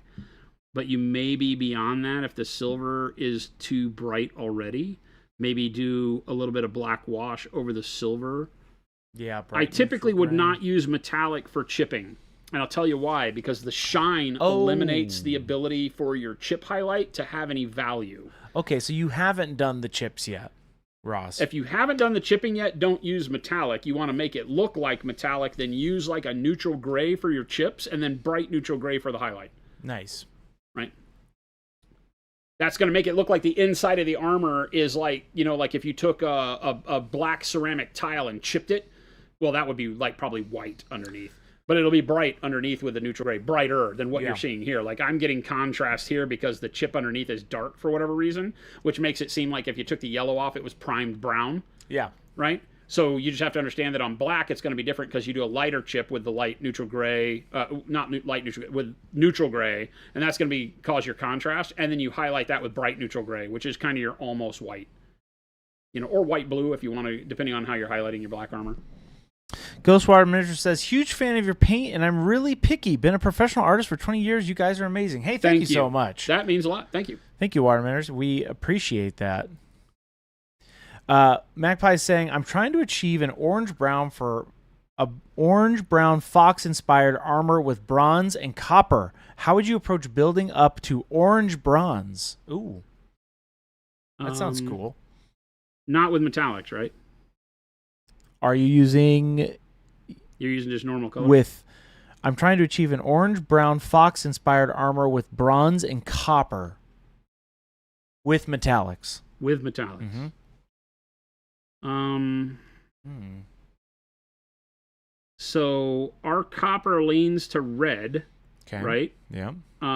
It works really good with like a yellow transparent or orange transparent over the top would put you where you want to be, right? Yeah. This is interesting. Let's take some time to think about this. Yeah. Let's go and real quick. Forgive me, I'm going to test this out. No, that's okay. It's a great question, right? Because when you look at our copper, it has an orangey red to it. Not too over the top. But if you want to get more browns and orange, like you're saying fox, like fox fur, to me that's red-brown, right? Not orange, but maybe we're saying the same thing. It's a warmer brown, right? It is. And so if I sit here and just take base copper, right? I'm going to zoom in a little bit. Yes, warmer brown, says Magpie. Yeah, it has like that shiny penny style. Yeah. Right? Now let's take the same and do it, but let's do it with warm brown underneath. Okay. So if I grab warm brown, so just warm brown.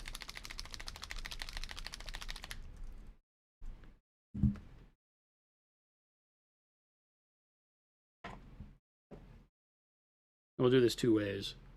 I'll show you just a warm brown base coat. It's been a long time since we painted our fingernails.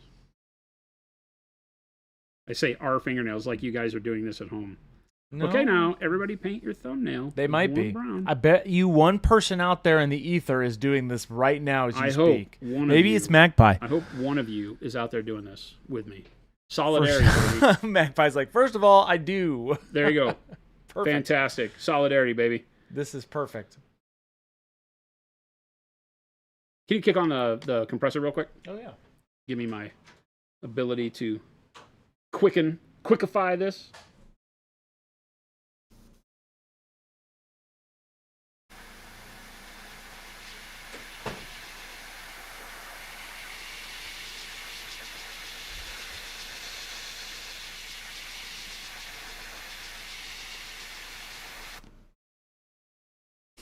All right, then I'm going to glaze the copper over the warm brown, and then we'll do it vice versa and see which one you like better, because I think this is going to be the way I would do it. So a lot of water on my brush, using a number 6 brush. This is going to make a glazable metallic. Okay. Right, so see how you can see through it? Yep. So then if we go over the warm brown with the metallic,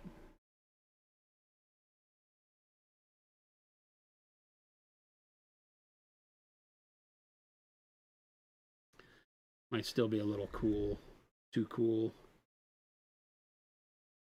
As opposed to if we take the warm brown and do the opposite. Over it, yeah. Over the copper. Uh-huh. And then I go, yeah, that's going to be better.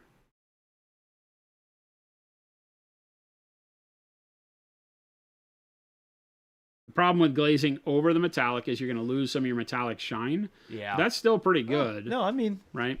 And then, like I was saying, you can take that, and the transparents are fantastic for anything you want to do to alter the color of metallics. Yeah. Because they are so much less intrusive to the shine of the metal.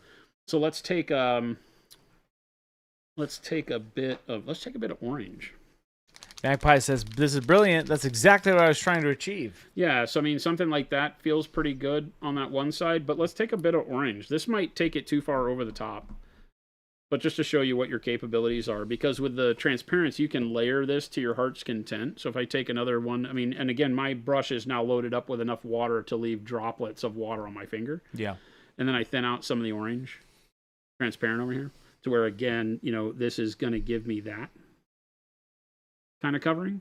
And then if I go over, let's do it over this one, just so you can see. That will give you, we'll do it over the whole thing. Oh, yeah. See? So that really warms it up, too. So you might do like brown transparent and orange transparent over the copper. That could be really cool. Play around with it. Take a piece of test sprue and prime it and play around with it like that. But that's the way I attempt to get any kind of coloration to my metallics, is with the transparents. Because you see, I still get a really nice, even shine on that. Mm-hmm. Right? I like that. That's a pretty cool color. That's like, we turned it from clean penny to dirty penny.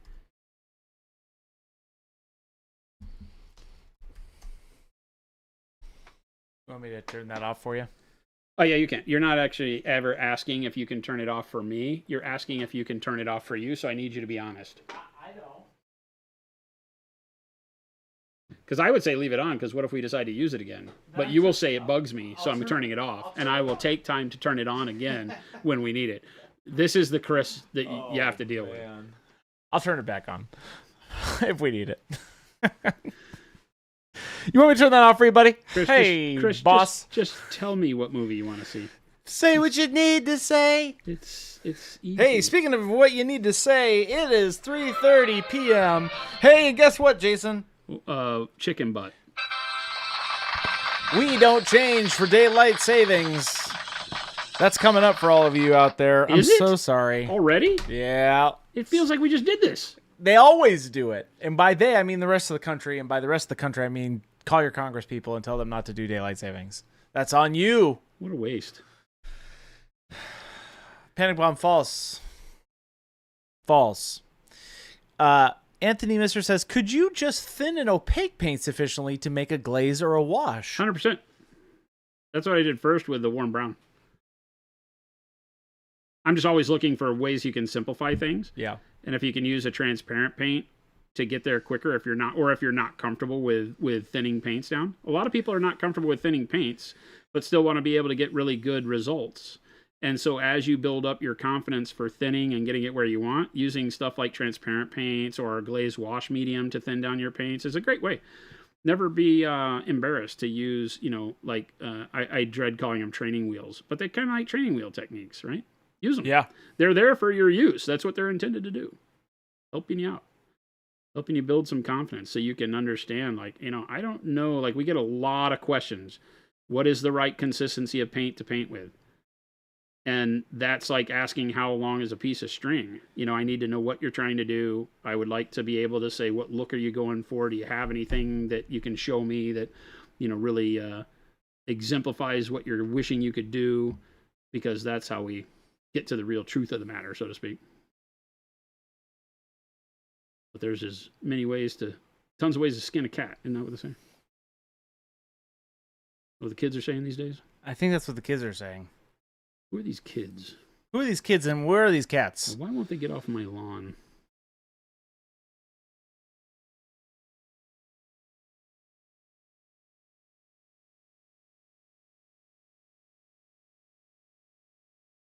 And I'd have made it too if it weren't for these meddling kids.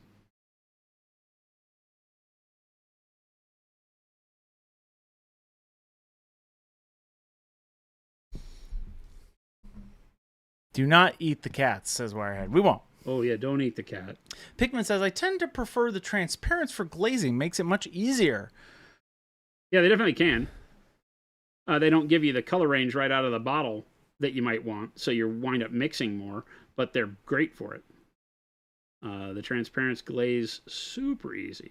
I mean, we make tons of our normal paints glaze super easy, but it depends on where you find your confidence. What gives you that feeling of this is a no-brainer? That's where I want everybody being is like, oh yeah, glazing, not a problem. I use this, and pick the tool that lets you do it. A lot of people use the glazed wash medium with opaque paints because it makes it feel like paint. Whereas the use of water to thin your paints down, like you see me do on a stream, sometimes, not sometimes, it lowers the viscosity. And if you're not great or confident with using paints that move like water, then that can cause all sorts of problems. Because the paint skates on the surface a lot differently when you thin it with water than when you thin it with a medium like our glazed wash. And there is no right way. It's whatever feels good. Whatever gets the job done, like Chris was saying earlier. Yeah.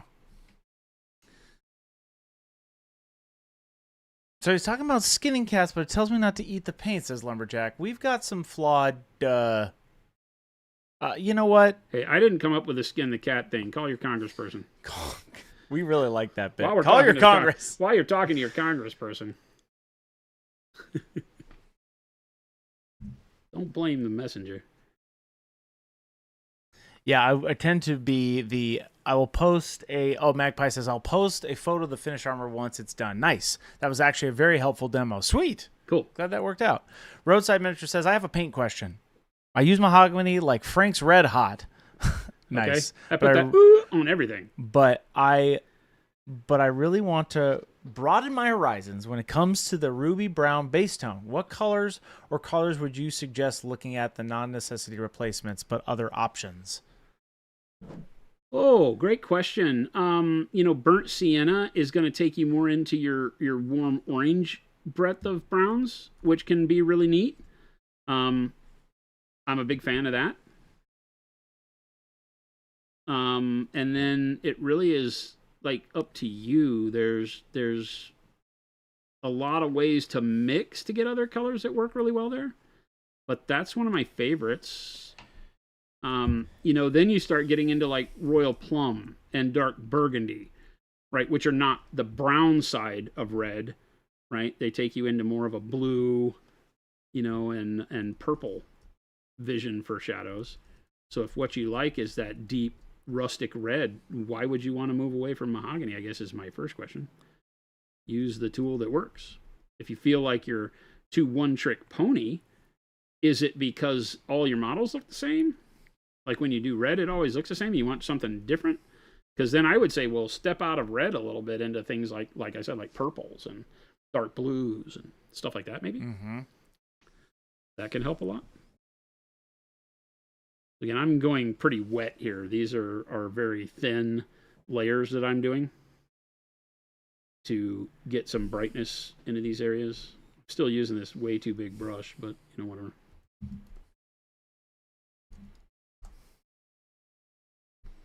You can do it.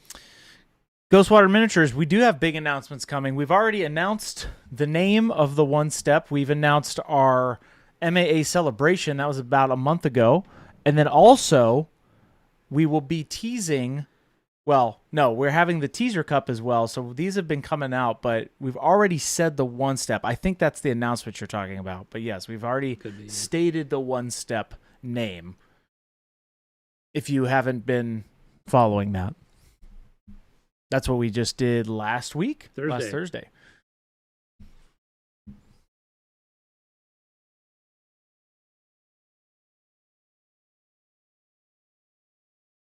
Ted Onions, what's going on? Greetings from London. Hello.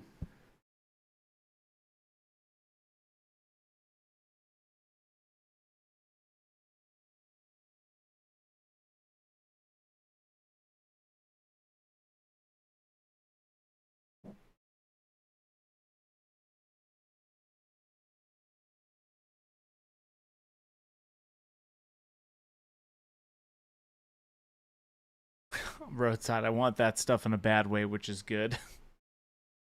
What, one step? Yeah. I'm excited. I think everybody's going to really love excited for people to get their hands on them and then go and use them. The proof is in the pudding, right? I'm always more concerned with the did you use it? What did you think? Did you have dislikes? What are your likes? That kind of stuff is what makes the difference.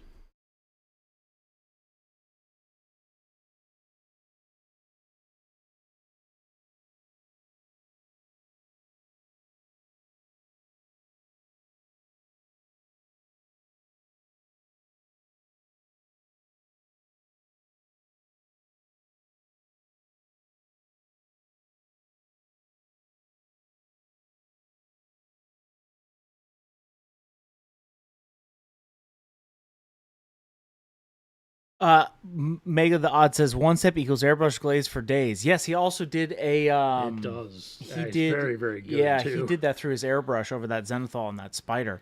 They have such a good tint strength, and because when you apply them with the airbrush, they don't flow like they do off the brush. They stay where you put them. They do have a longer cure time by a bit, not tremendously, but they may feel like they stay wet a little bit longer. So when you airbrush, just be careful that you don't do, too much. Like don't airbrush a layer and then glaze over the top of it until you know it's dry. They don't re-wet, but they take a little bit longer to cure. Once they're cured, basically dry to the touch, go for it. Do whatever you want. Yeah, and you can airbrush layer after layer after layer without really waiting. So that's very good. And Vile Needs is saying, I'm out of the loop. What is one step? One step is our answer to the contrast paint phenomenon. It has taken a long time for us to really feel that we could formulate something that felt like Procryl, acted the way I would want it to act, and not just be a mimic of other people's stuff. And so we've done that. We formulated up a paint that does what I want it to do as far as giving you that first kind of snappy contrast with a base coat for when you've done it over a white primer or a bright primer or a zenithal, and then without being too unrealistic. because what I really want it for is to be a great starting point for whatever type of painting you want. If you want to just leave it like that after you're done, perfect. Leave it like that, and you'll get good results, right? That's what I was showing with these, right? Yeah. This is just a base coat of our one-step paints over a dark purple and taupe zenithal prime. So you can see like on that's a Twi'lek, I think, right? Yeah. The Twi'lek's head there, that you can see the dark purple shadows underneath and the taupe on top. So it's not even as bright as white and black, or as dark as black would be. So this was a good test to show that when I have minimal contrast on the model with purple and taupe, still good contrast, but it's not black and white. It's not going to give you that super contrast feel. Then when I put it over that, I still get really good shadows and highlights out of it on both the dark colors, like the brown on his pants, and then the light colors, like that's graphite green on the leggings, the anklets, and then the jacket. And that's unthin. That's just with, nothing special, just a damp brush and applying it like normal stuff. And then that's the dark green-brown on the pack. And it gives you really good setup for coloring. And then you can go over it however you want. Glaze over it, dry brush over it, do whatever you want, and till your heart's content. Something that now I'm very confident to use on all of my models. I've been having a blast with it. Vile Needs, what I was saying is that if you go look at our VODs, you'll see a big blue spider on one of the VOD thumbnails. That's what he used one step on. Yep.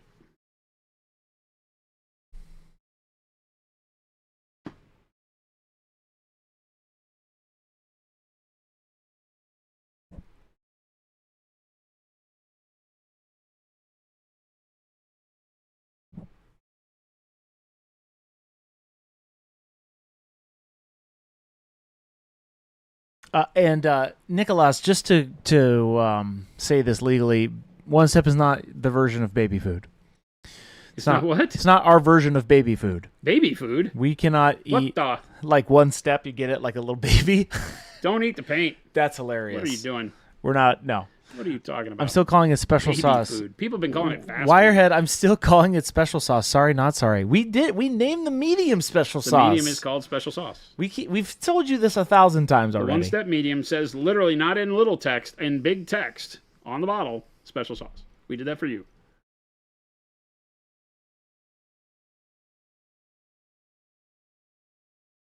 Is it fast food? That's what everybody's been asking online. Yay, Procryl, I've been waiting on fast food.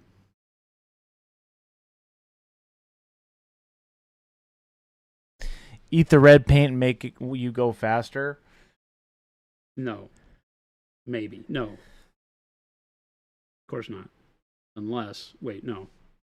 Oh, wait. Who? What?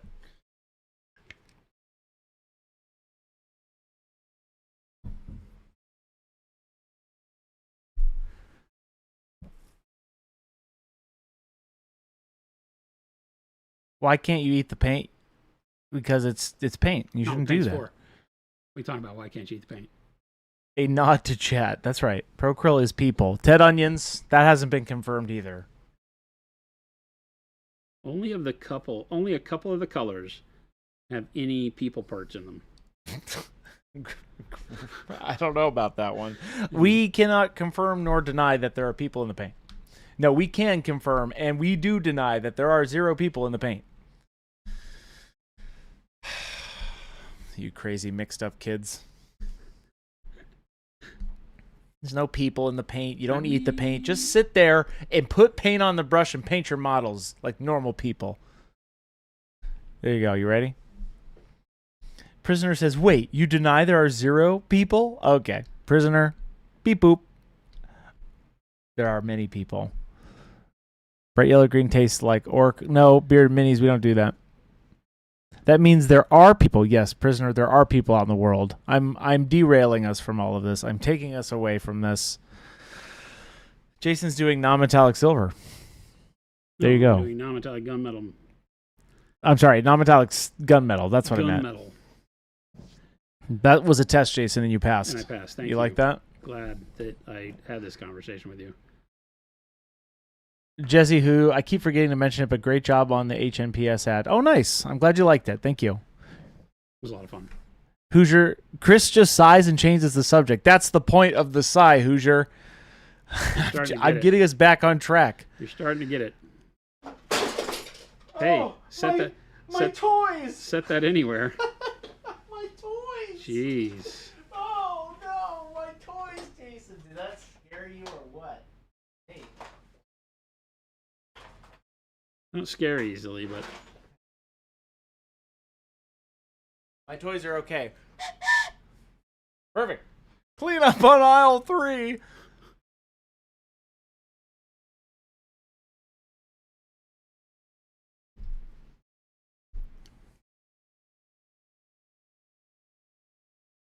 Literally throwing his toys. Yes, I know. All right. No, I did not break my toy whistle or my train whistle. There you go. Producers experience technical difficulties. Yes. Hey, professional chat. That desperate to change subjects? No. Tadpole Jackson, no. I just know how far you guys get down these little bunny trails, and sometimes you need a little sign in the road to get you back on track. That's all I'm here. Bunny trails. You know? That's it. Procrow's secret ingredient. Oh, no. Shades. Okay. It's not people.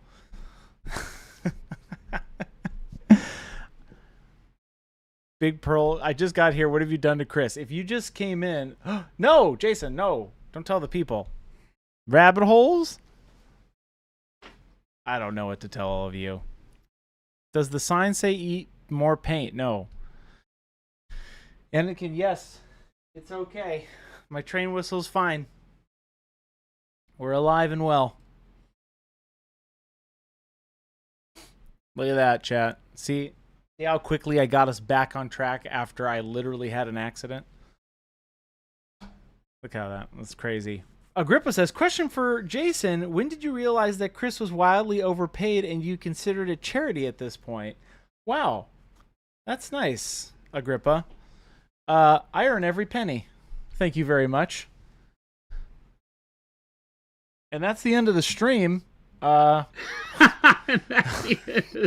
like it's 4 o'clock somewhere. Daylight savings, am I right? Am I right?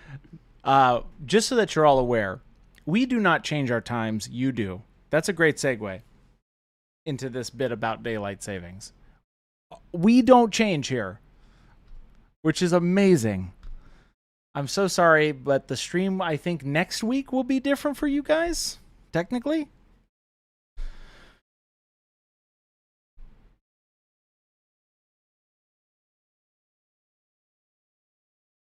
Chris, your studio, yes, I changed it up a little bit. I went from sitting to standing.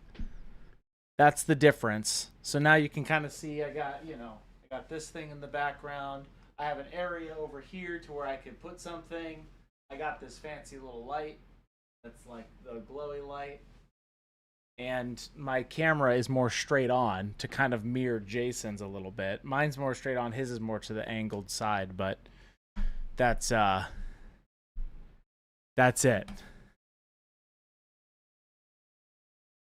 UK Pam Man, first time chat. Yay, Singapore is the same, not for there, but visit the work for the UK and it catches me out. Recently been converted to starting using your paint and bought the range. Having awesome. fun with it so far. Nice. Awesome. Glad That's to hear great. you're having a good time with it. We enjoy it. We paint with it every day. I don't know how to enjoy it more.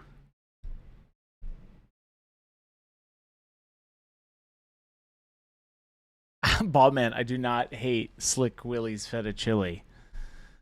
I don't hate this. He says he's investing in it, but I have yet to see a check. So I'm waiting for a pitch. I've pitched it more than enough. I want it in writing. A business plan? You want to hear me out? The portfolio packet? Anybody can just say "hear me out" and then state a business idea. I want hard money dollar bill facts to invest. I've given them to you. We're going to be rich. Gravity says, as a retiree, I barely keep track of the day, much less than the hour. Like I said, we won't change. You guys will, so you'll have to figure out what time it is for you. Hopefully, you know that. They know what it is because it's spring forward. It's the bad version of daylight savings. It's the bad version of daylight savings time. No, chat. Oh, I thought it was the other way around. For a lot of people, we will start an hour later. Oh, actually, well, you might be home then. Yeah. Maybe you're off work. You know, maybe that actually might be better. The good time of the year. Hey, our East Coast people will have an extra hour to get home from the work to catch the stream. Look at Jason, just mixing a positive light in it. I like that. It's spin doctoring. It's great. It's called just show up, chat. We're so glad you're here. Do the thing. Wirehead says, after getting my flame on set now, I still need to get the expert acrylics to complete my rack. Nice.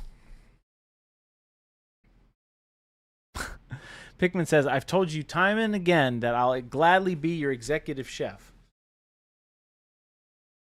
Okay. Yes, and it has been Monument Standard Time regardless. Very transparent, Big Bob. Yes, thank you. All I know is that at 2 p.m., Chris and I hit the go button. That's right. It's always 2 p.m. That's all I know.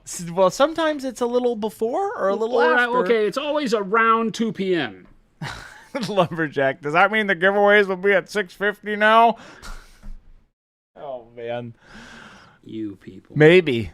Who knows? Depending on where you're at in America or around the world. I don't know. We're here, though. 2 to 4 p.m. Mountain Standard Time, which is Monument Standard Time.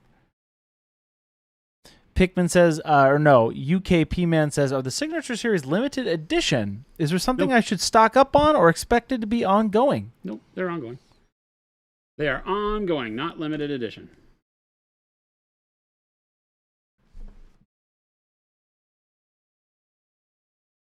The only limited edition paint we have done so far is the Wizard's Butt set. Wizard's Butt.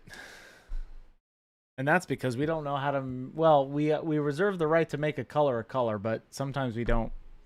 we can't tell you what the color is. It's Wizard's Butt. No, I mean, we always know what the color is. Well, that's true. I know how to make all the colors. Yes, but like when you describe the color, it's Wizard's Butt. Yes. I did in one of our Facebook posts, I was asked, or no, maybe it was on, I think it was on Vince's recent video. Yeah. Where I went in and I described what I would call each of those colors that were on the Wizard's Butt set. And I think I got pretty close on what the names would be.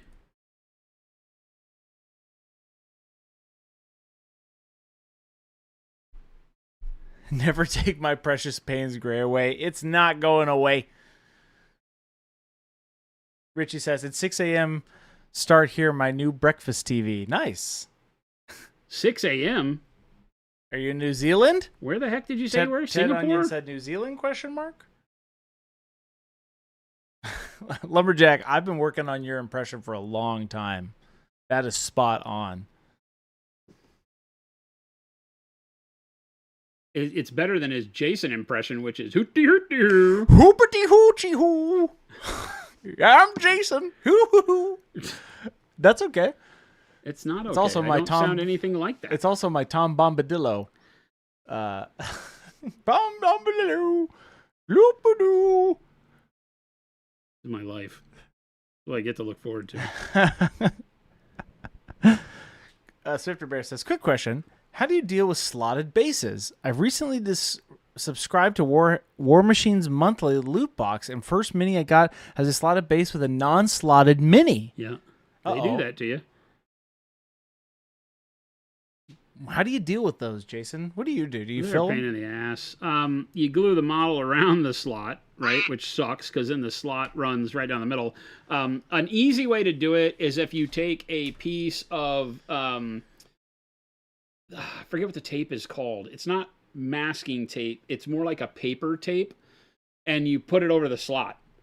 And I usually put super glue down and then the tape down over that. So I'm super gluing the tape over the slot, and that way it turns it flat. I've seen people put like green stuff in it, whatever you want. So there's a lot of ways to play around with it. A lot of ways to skin that cat that you're not supposed to eat. That morally deficient cat skinner story that we just told.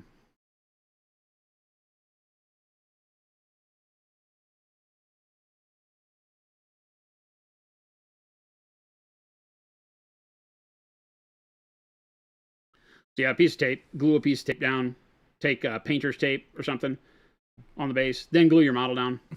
Try not to get the feet on the tape. That's always a problem. Mm-hmm.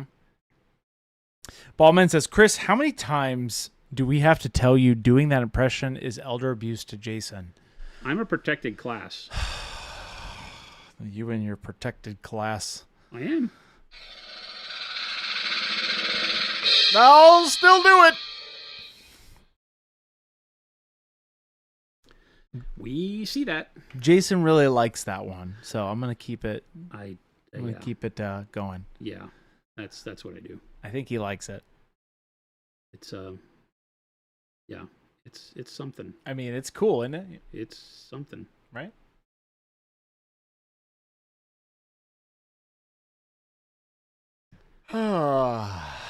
Jason. What I do? What are we gonna do with you? What are we gonna do with me? Yeah. Nothing. What are you gonna do with all this strength? It's 350, Jason. What? Yeah, no man. way. It's 350. Did you already kick in daylight savings time? No, I didn't. I'm very against daylight savings time. Publicly. Let's not do it.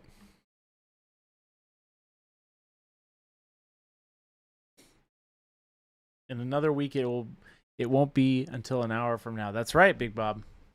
That's up to you guys. And by you guys, I mean the world who participate in daylight savings. You don't have to. It's kind of nice being able to stand. I'm able to be a little bit more animated with you. You know? You like that? I can't tell if my life got better or much worse. I think it got better. Oh, okay. Mine did. Thanks for that. Mine did. I got more energy here. Oh, that's great. I'm actually happy about that. Wait. You said it. Clip it. He's happy about it. Marsh, and I'm not even eating. I haven't even had a single bite to eat today, Marshmallow. This is really bad for me. Yeah, I'll just create a planet if I have a dinner after this. Create a planet? The heck does that come from? Question from Rocco says, question. You're just going to walk away from that one?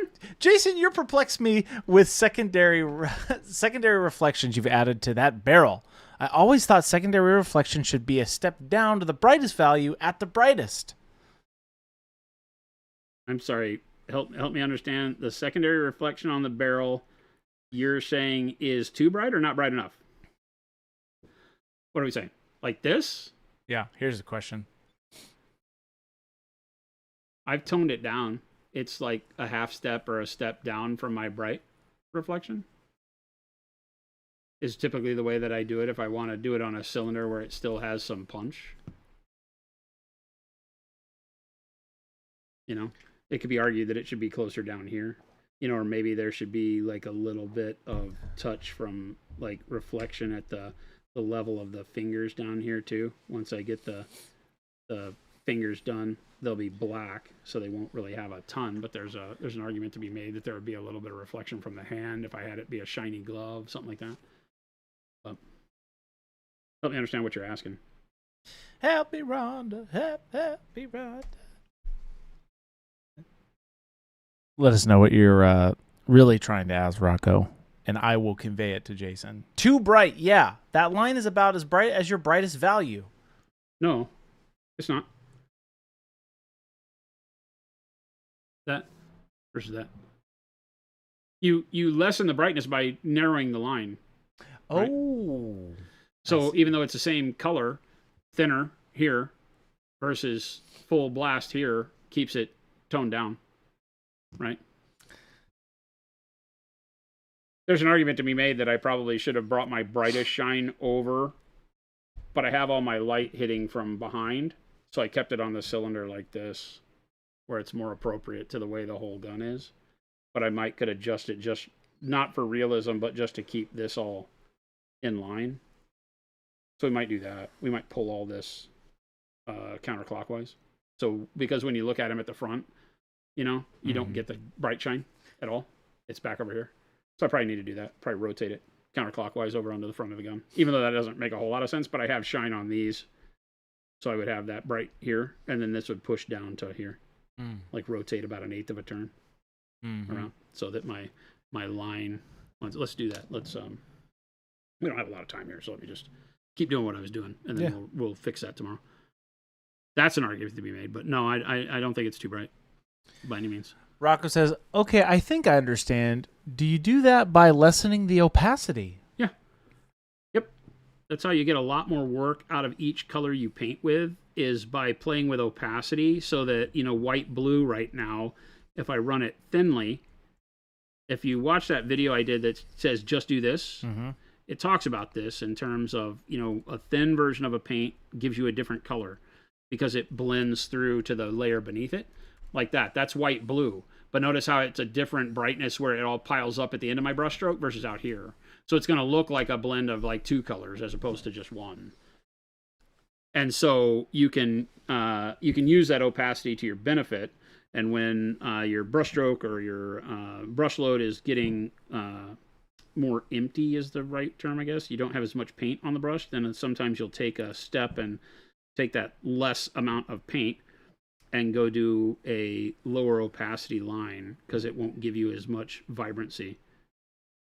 Right? When I choose to do it by painting thin, though, right? So this less opaque white blue that I paint on here will allow me to pull this line that's less opaque, and then the second time I go over it, it brightens up, and I just do that towards my light source, and then the third time it brightens up more, and I just keep building up where I want the brightest section. And now I have like a highlighted line, that is not just one pole. You just, when every subsequent stroke, you narrow your stroke down into a tighter area. So the first one's dim, it brightens and then brightens. So you can finally put a pinprick of light at the end. That way you don't have to keep going back to your palette. The one brush load does everything you need it to do. Or close to it, right?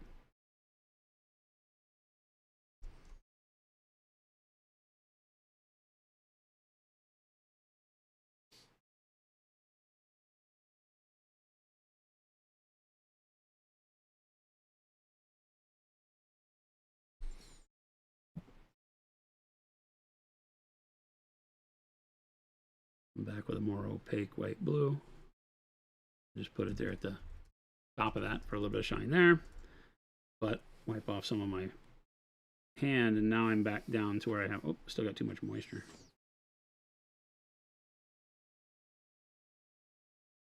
Rocco says, wow, I think you just unlocked something in my brain. I've always added my brightest value fully opaque. No. Build up to it. You might need fully opaque at some point, but don't force yourself into fully opaque.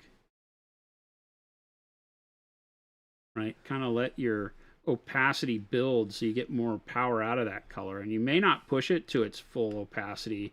Like here, I'm not gonna I'm still using white blue unmixed down here. Yeah. But because it's going over into the shadowed part, I'm diluting it so that I still can highlight with it. It's still the right color. But because it's diluted, I'm not going to get as much brightness in the color here. So that highlight won't be near as bright as, say, up here, where I go with full intensity. Like if I clean the moisture off my brush and just go dip it into my paint, this is going to be as opaque as this paint gets. And then I can kind of paint it right at the end of this area, like so, and get like just the brightest little punch of light in that corner. And then maybe I do the same thing right here where I built it up on this circumference. Pop in close. Mm-hmm. Right? Pop in super close. Mm-hmm. So now you'll see, like, there's that opaque dot that I put right there. Yeah. But now it looks more like, even though I'm doing haphazard stuff, it looks more blended because here's that initial opacity, which was very low, right? Here's the second pass up high towards my light source, which started brightening it up. And then there's that final dot with full opacity on it. Yeah. So you can see I do that everywhere, right? It's low opacity, gives a blended looking line. Now you can do it with multiple colors too if you're not comfortable with thinning your paint down. But if you want to go quicker, then you can just thin the paint down. It works great. So, various viscosities or thinness opacities of a particular color can do multiple stages of work for you, rather than having to mix or, go back to your palette a million times. And still not have to do 15 layers of glazing either, right? I'm doing most of this that you're seeing me do in like 1 or 2 steps at most. I'm going to go ahead and punch a little bit of shine across here with the very diluted white blue so that it just kind of builds up towards the edge.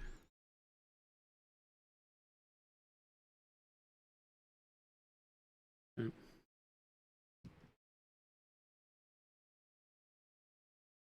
Nice. Then tomorrow we'll go. What I might do on the barrel is put like a slight glaze of Payne's Gray or Payne's Gray wash on there to darken it all down, and then just move my highlight. Looks good on that part. And then we got to do the teeth and all the other stuff too, because I didn't go through and fully do all this stuff back here. But Richie says, before you go, just wanted to say thanks for giving me a chill start to the day. Awesome. Awesome. You are very welcome. I'm glad this is your morning. That's awesome. I can't imagine waking up and being able to catch some painting before going off to do your work or whatever you do during the day. That's awesome. Not bad. How important is the blending? I.e., what if you just left stark layer lines between the colors? It can be a way, Ted Onions, that you paint. There's, I always show off Thanos when we get into this conversation, because this was a lesson that I did in just being able to paint with no blends. There's 0 blending on this model. Yeah. He's super cool. None at all. Punch in super close. Mm-hmm. Get that focus. Looks pretty good, though. There it is. Right. So you'll look and see that they're very intentional lines of color and no blends. So each area of color is a little geometric shape, or a like a capital I right there, or like a dot or whatever, or a little arc of color. And it's blending between colors to get, your dark, your mid-tone, maybe your dark, your mid-dark, your mid-tone, your bright mid-tone, your dark highlight, and your bright highlight. And you can use like 6 colors. And you can get everything you want. Non-metallic metal done with 0 blending, right? It's all just done in like a value sketch. But when you do it with intentional nature, so that all of your panels of color, kind of follow the same shapes and shorten or become part of a shape, and this all looks like it was done with intent, then all of a sudden you can paint this way and never blend anything and still get a really good looking model, right? And for some people, this kind of I hate to call this sketching because it's not sketchy. The brush strokes are still solid and smooth. There's not a lot of texture here, right? It's meant to be smooth surfaces, but it's done with intent and as a sketch, meaning that you could still go back if you wanted to, and I could give this model to Mashik and he would blend all these colors because that's how he does stuff, and then it would look like super blended. So you can start this way to get your sketch and then go blend between all these panels of color if you wanted it smooth, or you can just leave it like this, right? It's up to you.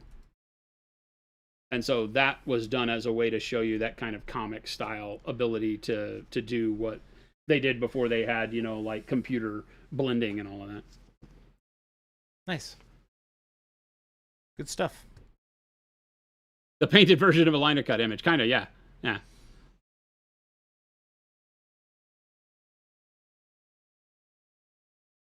Did somebody ask about doing marble? Yeah. Spitfire. Spitfire, can you give tips for painting a marble base pattern? Yeah, a lot of people like Beardy Minis is saying you can use like a dried out wet wipe because when you pull like baby wipes or wet wipes, when they've dried out, when you pull them, it has like a veining. It doesn't pull apart in like a tear. It has like a webbing of how it's threaded together. They're kind of a mishmash, very loose, as opposed to like a grid, like a screen. It pulls apart and gives you this veining that you can then pull over the surface. And if you airbrush or even dry brush in some instances, but dry brushing tends to move it out of the way and make it really bad. Airbrush is really the way to do that. Pull it over it, use a rattle can or an airbrush to give you a base coat, and now you have contrast with the veins already on it, and then you can glaze your color over that. That's probably one of the easiest ways. We showed recently how I just went in and, you just layer up and do, like here I just did like a stone gray base, and then I think I used like a burgundy to give it like a colored veining on there, and that can be like a marbled stone or something where you can just do it if you want to freehand the lines and then highlight the lines. And I think we went back and highlighted it as if you made it cracks too. So it just depends, same way that you would do that. So you can create your own, or you can do it that way. There's like the very wet blend method where you wet blend all of your colors together and they create veins in and amongst the wet blend because you're very wet and very loose. So there's a lot of ways that you can do it. Cool. Nice. Or just buy real marble bases, like Beardy says. Yeah, the dryer sheets and baby wipes and all that stuff. The dryer sheets are nice because they start dry. You don't have to let them dry out. And again, you just kind of pull them horizontally and vertically, and they kind of spread and give you a way to see light through them. And if you pull them in weird angles, then it makes all of that veining kind of occur in a random way, which looks cool. Nice. That Thanos Danger Boy was the inspiration for your MCP bases. You wanted them all to look the same, like a black and white comic. But awesome. 100% consistent, and dry brushing didn't do it. Yeah, that's right. Yeah, no, that's very cool. All right, everybody. Thank you so much. I hope you had a wonderful weekend and that your week is off to a great start, whether it's Tuesday morning for you, like some of you, crazy people, future travelers. I guess it's true. And for those of us stuck here in the past, still finishing out our Monday, thanks for watching some paint dry with us. Glad to see you again. Yep. And hopefully you got some cool inspiration. We had a lot of really great questions today. We painted my fingernail. We did? We did some glazing over metallics for you to let you see how you can alter the color of your metallics with a simple transparent glaze. That came out. That's really cool. Yeah. Yeah. I mean, that's really pretty. Yeah, I mean, it looks like you paint it with a totally different color. Yeah. It'll dull, the more you glaze over metallic, the more it'll dull down the shine, but as long as you're very thin with your layers, you can still get a lot of impact with color and not really overtake the shine until you've done 3, 4, 5 layers over the top of it. There you go.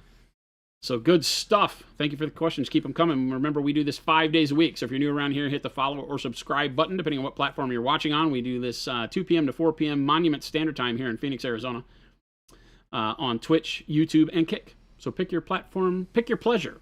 We'd love to see you back. Make sure to join the Discord. Chris put the links up there. Yep. And check out monumenthobbies.com and monumenthobbies.eu. Pick yourself up some paints. We've got some really great stuff coming and a lot of great stuff already on there. Paints, brushes. If you're in the EU, there's a lot of brushes. If you're in the US, not so many. But we're restocking brushes. So we'll have more brushes up there. But thank you so much for hanging out.